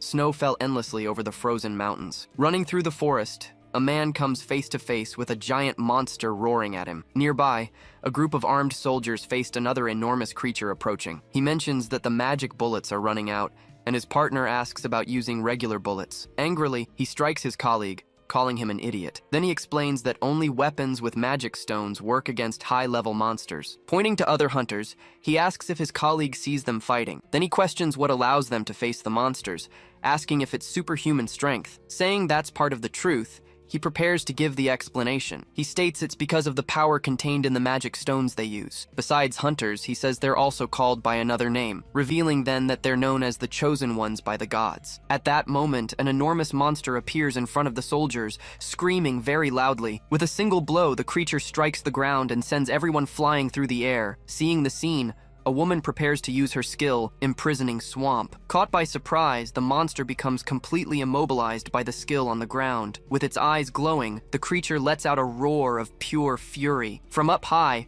a hunter launches a strike that descends at high speed. Upon hitting the target, the attack explodes and raises an enormous curtain of smoke. Then, another even larger monster appears roaring at the hunters. Turning around, she asks Sophie to use the buffs, and the girl agrees. Then she begins to conjure the weapon enchantment and the defense enhancement. Soon after, the warrior also receives the life enhancement enchantment. Running at the creature, the hunter advances screaming to deliver a blow. Getting up close, she enters a direct exchange of blows with the monster. Then she activates her skill, shouting the name Berserker's Fury. With her axe, she executes a precise cut and finishes the attack. Taking the damage, the creature is thrown back with a massive wound. After the fight, she says that wasn't easy to handle at all. Hearing a sound, she turns and asks what that was. Seeing the soldier fallen on the ground, the immobilized monster advances toward him. She complains that the enemies seem endless, continuing to appear. Shouting at the captain, she says this situation is never ending. He reflects that with their current strength, they won't be able to hold out much longer. Thinking aloud, he wonders if the only option is to abandon Saragrad. Hearing a strange noise, the captain turns his face, completely terrified. Right in front of him, an enormous creature appears, roaring and ready to attack. In desperation, the two huntresses who were nearby scream the captain's name. Out of nowhere, a man appears and lands a blow that sends the creature flying. After saving the captain, the man lands on the ground in combat position. Running to him, a soldier asks if the major is feeling all right. Looking at his savior, he asks why he's there. He says he thought something serious was happening, but it seems worse than he imagined. Very irritated, the captain yells at Angela for bringing an unknown person to battle. She states he'll be a valuable resource and that the priority is defeating the monsters. Not believing what he hears, the captain can only manage to call her name. Saying she's a soldier, she states she can't hide like a coward. He yells that if they keep fighting like this, they'll only have more losses. Desperate, he insists they must abandon the city of Saragrad while they can. Then the newcomer asks if the captain is really thinking of giving up now. He then comments that it seems the commander is the weakest of everyone there. Pointing at the captain, he tells him to look at his men and see if they look defeated. All the hunters around show an expression of pure determination on their faces. Angela and the captain stare at each other for a moment, remaining in total silence. The man then asks the commander to remember that moment well. He warns that when the leader gives up, that's when the fight truly ends. After hearing the words, the captain stays silent, processing the situation. One of the soldiers approaches and asks the major if he needs an interpreter. He responds saying he doesn't need interpretation, while looking at the newcomer. Maintaining a serious expression, the captain continues staring at the man before him. He says he's going to hunt monsters, so he asks them to think about what to do. Turning to the captain, Angela calls him directly by his name, Ivan. She then states that no matter what he says, she's going to fight. Then she adds that this is a soldier's duty to repay the trust. Turning her back, she calls everyone to go with her, and the others agree. Seeing the scene, the soldier who was nearby calls the major's attention. With his eyes closed, he reflects for a moment on the words he heard. Standing up, he yells to get all the soldiers' attention. He says he's ashamed for showing such a despicable side of himself. He admits he forgot there are battles from which one cannot retreat. Declaring his decision, he says they'll fight to the end for victory. He shouts that this is their duty to the citizens who believe in them. In response, all the soldiers shout yes, agreeing with the orders. Regaining his posture, the captain walks in front of all his soldiers. With authority in his voice, he prepares to give the order to all the troops. Raising his fist, he gives the final order for all his soldiers to fight. Observing the captain's change, Angela and the soldier get ready. All the other hunters and soldiers prepare for the great battle about to begin. Seeing the captain's decision, he gives a slight smile of satisfaction. The scene shifts as snow falls relentlessly in the forest during the night. Ready for battle, the mysterious man grips his sword and waits for the attack. In that instant, two creatures advance, growling and ready to strike with everything they've got. He then uses his ability, saying to enchant the weapon, and prepares himself. With a single strike, he lunges forward and hits both creatures at once. Meanwhile, another hunter positions himself to fight a giant monster. The captain shouts to his men,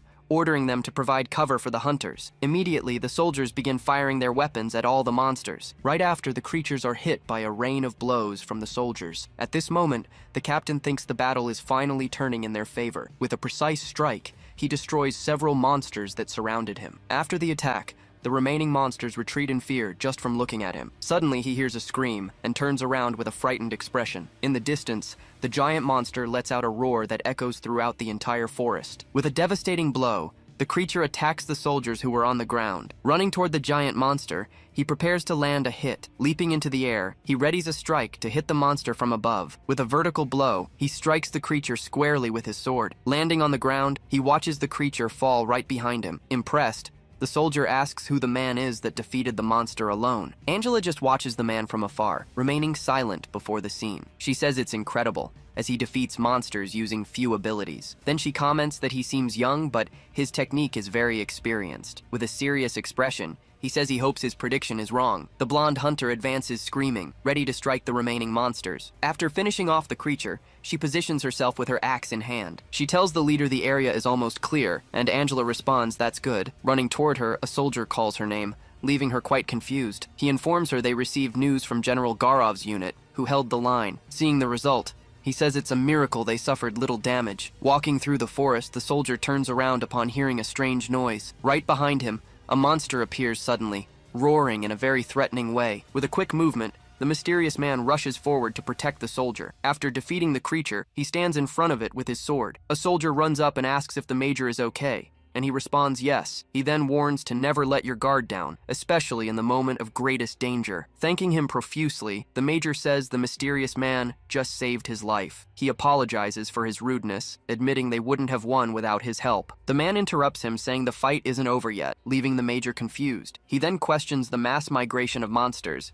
saying it's not natural. Then he explains that monsters are a general term for creatures with magic stones. He continues saying that different species of monsters are usually hostile to each other. Then he asks if it isn't strange to see so many types together going in the same direction. Suddenly, a strong snowstorm begins to fall on all of them. Looking up, one of the soldiers asks why it started snowing out of nowhere. He says he had a similar experience like this once before. Then he explains the monsters gathered to flee from a stronger predator. Emerging from the snow, a strange creature appears roaring at all the hunters. Seeing the scene, Angela turns and asks what that thing is. He then says he hoped he was wrong, but his hunch was right. In the middle of the snow, a gigantic monster emerges in front of everyone. With its red eyes, the creature stares at everyone and lets out a terrifying roar. A soldier shouts he's never seen a monster with such a frightening size. Desperate, the soldier asks for orders, but the major doesn't know what to do. Not knowing how to react, the major wonders if they can defeat that creature. He orders the major to evacuate the soldiers and nearby citizens from there. Then he warns it's impossible to hurt the creature with normal weapons. Seeing the situation, the major asks what he intends to do next. With a smile on his face,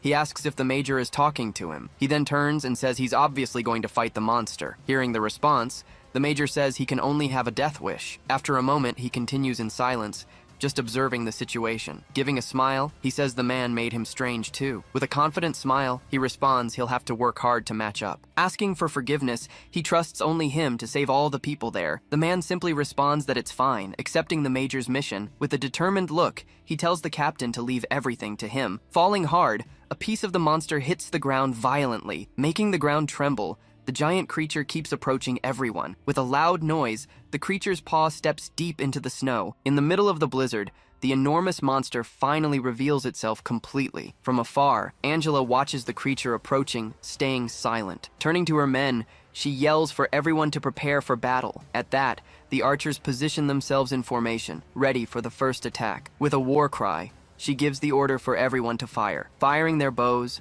the soldiers launch a rain of strikes against the monster. Upon hitting the target, the strikes explode on the giant creature's body. Without suffering a single scratch, the creature only lets out a low growl. Seeing the result, the mage orders the magic unit to begin the attack. Gathering their power, the magic unit prepares a massive fire strike. Direct hit, the fire strike hits the creature's face at high speed. With a huge impact, the attack explodes and raises a dense smoke. Wrapped in smoke, the creature's silhouette reveals itself little by little. Worried, Angela asks if the attack is having any effect. With its eyes glowing, the creature emerges from the smoke without any injuries. Then the monster releases a wave of freezing strikes with a roar. Being hit, all the hunters and soldiers are thrown backward. Feeling the cold, she complains that the blizzard is too strong. From the ground, several ice spikes begin to emerge everywhere. Frightened, one of the soldiers realizes his body is freezing little by little. Screaming in pain, the soldier is completely frozen by the creature's strike. Standing in the middle of the ice, the creature lets out a very intimidating growl. Seeing the danger, Angela yells for everyone to retreat as far as possible. She continues saying the monster is surrounded by cold air. Using its dragon's roar, the creature freezes everything around it. Without hesitation, the mysterious man lets out a shout and prepares to advance. Running at high speed, he goes alone toward the giant monster. Growling at the man, the creature prepares for the imminent combat. Then the monster lets out a huge roar, trying to intimidate the man in front of it. Seeing the scene, Angela yells, saying it's reckless and that he'll freeze. With a smile, he tells her not to worry about the situation. The cold resistance ability completely nullifies all damage of that type. He says he just happens to have the perfect ability to deal with this monster. Unable to believe what she sees, Angela is completely shocked by the scene. With a single strike, he advances, destroying the ice spikes in his path. Leaping really high, he advances toward the giant monster's head. Getting close, he lands a powerful strike directly on the creature's face. Feeling the impact, the giant monster lets out a great roar of pure pain.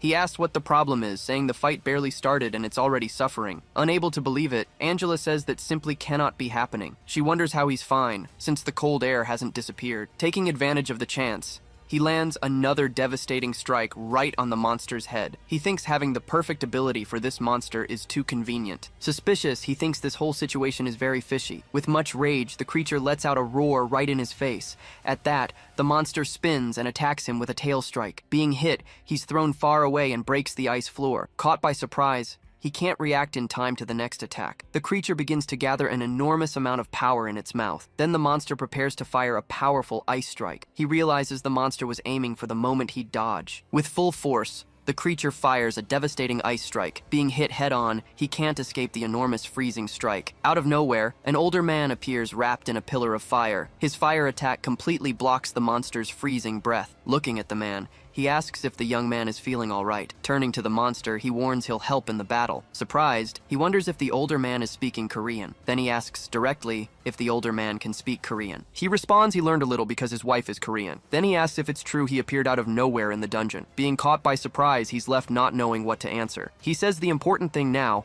is they need to defeat the monster. Agreeing, he introduces himself as Guak Pil Seong and says the man speaks with sense. The man introduces himself as Garov, an S-rank hunter and commander. Giving a smile, he says as an old warrior, he feels a certain affinity. With much rage, the giant creature lets out a roar at both of them. Garov comments it seems the monster is irritated for being blocked.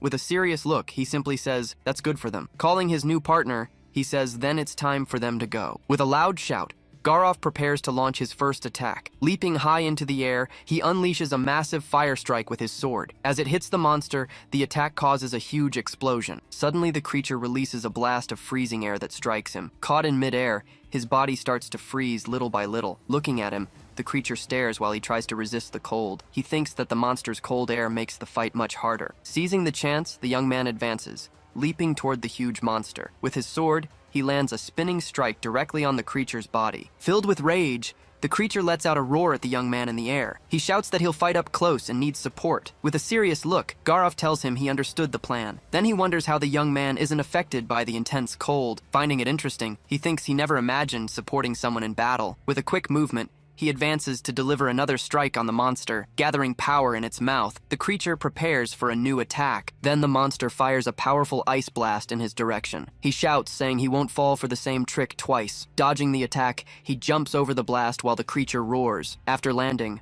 the two hunters face each other on the frozen ground. Snarling, the creature surrounds itself with enormous ice spikes rising from the ground. Garov comments that the monster is tough and doesn't look like it's going down. He notices that the cold air around the creature has weakened considerably. This means the damage is finally starting to pile up on the monster. He says that in his country there's a saying, and Garov asks what it is. With a smile, he says that a tree struck 9 times falls on the 10th. Garov laughs and says he really liked that saying he mentioned. He then advances, saying they'll keep striking the tree until it falls. From afar, Angela shouts that they'll also provide support for the two. One of the hunters prepares and fires an arrow strike at the monster. The mage in the rear launches a massive fire blast to help with the attack. Flying through the air, the projectile goes at high speed toward the monster. Hitting the target, the blast causes a huge explosion on the creature's body. Feeling the damage, the creature lets out a loud roar of pure pain. Shouting, he lands a powerful spinning strike with his sword on the monster. Filled with rage, the monster turns and roars at him.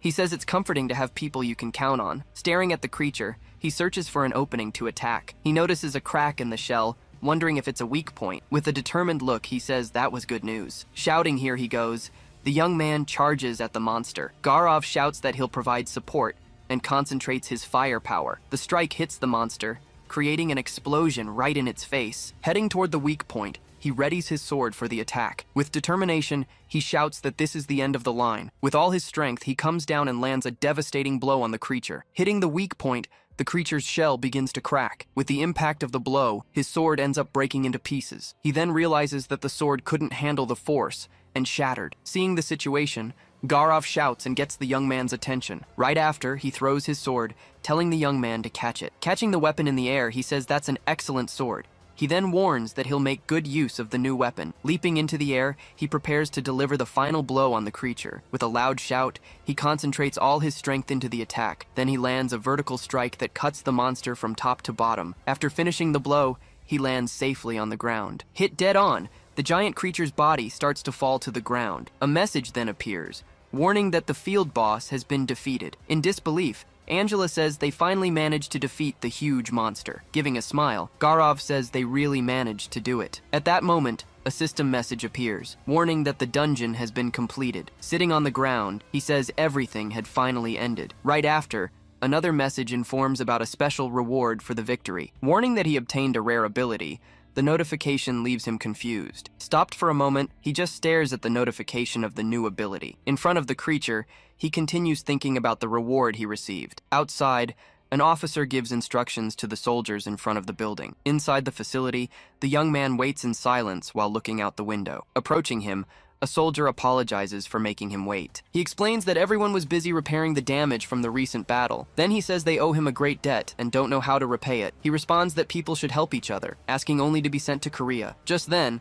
an older man appears and asks if he really intends to go back. The soldier is startled and identifies him as Major General Garov. Approaching closer, Garov asks if he's considered the idea of staying there. He reveals that their country is in crisis because of monsters. That's why he asks the hero of the battle to stay in exchange for good compensation. Garov then asks directly what his answer to the proposal would be. Without hesitation, he looks at the general and says he declines the offer. The general questions whether the problem is the compensation or his attachment to his homeland. He responds that he doesn't want to be a hero, as he has unfinished business in Korea. Hearing the refusal, the general says that in that case he has no other choice. He warns that he'll make an offer the young man won't be able to refuse. Intrigued, the young man questions what this irrefusable offer would be. Maintaining his serious expression, the general stares at him for a moment. His proposal shocks the young man as he suggests marriage to his daughter. Showing a photo, he introduces his youngest daughter named Alexandra Natasha. He even asks what the young man thinks, saying he won't be able to refuse. Back at the moment of departure,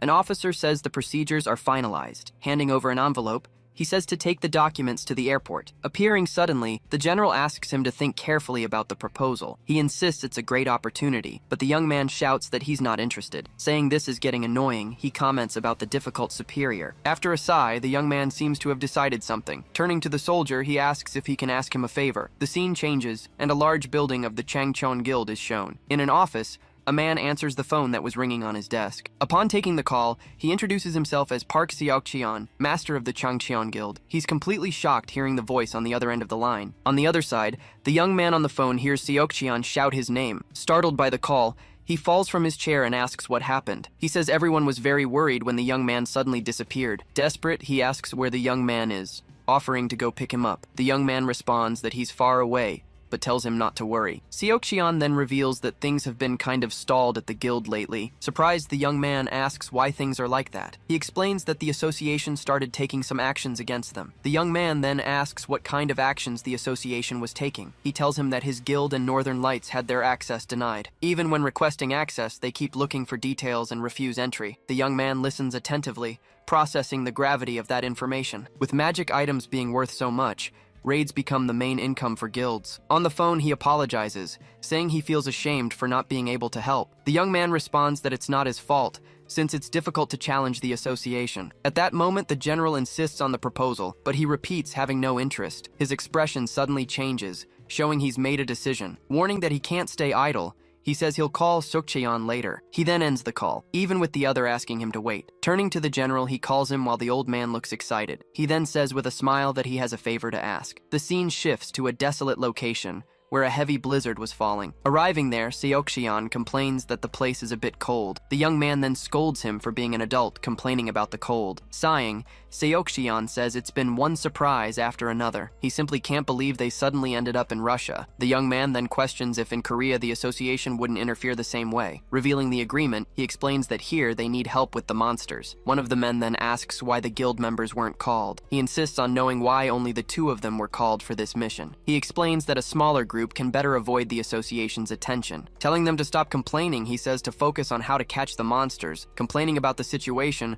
one of them says they've become foreign workers. Just then, a strange noise catches their attention and makes them look back. Quickly, he turns to the others and shouts for everyone to get ready. Pointing upward, he warns that they're coming, surprising everyone.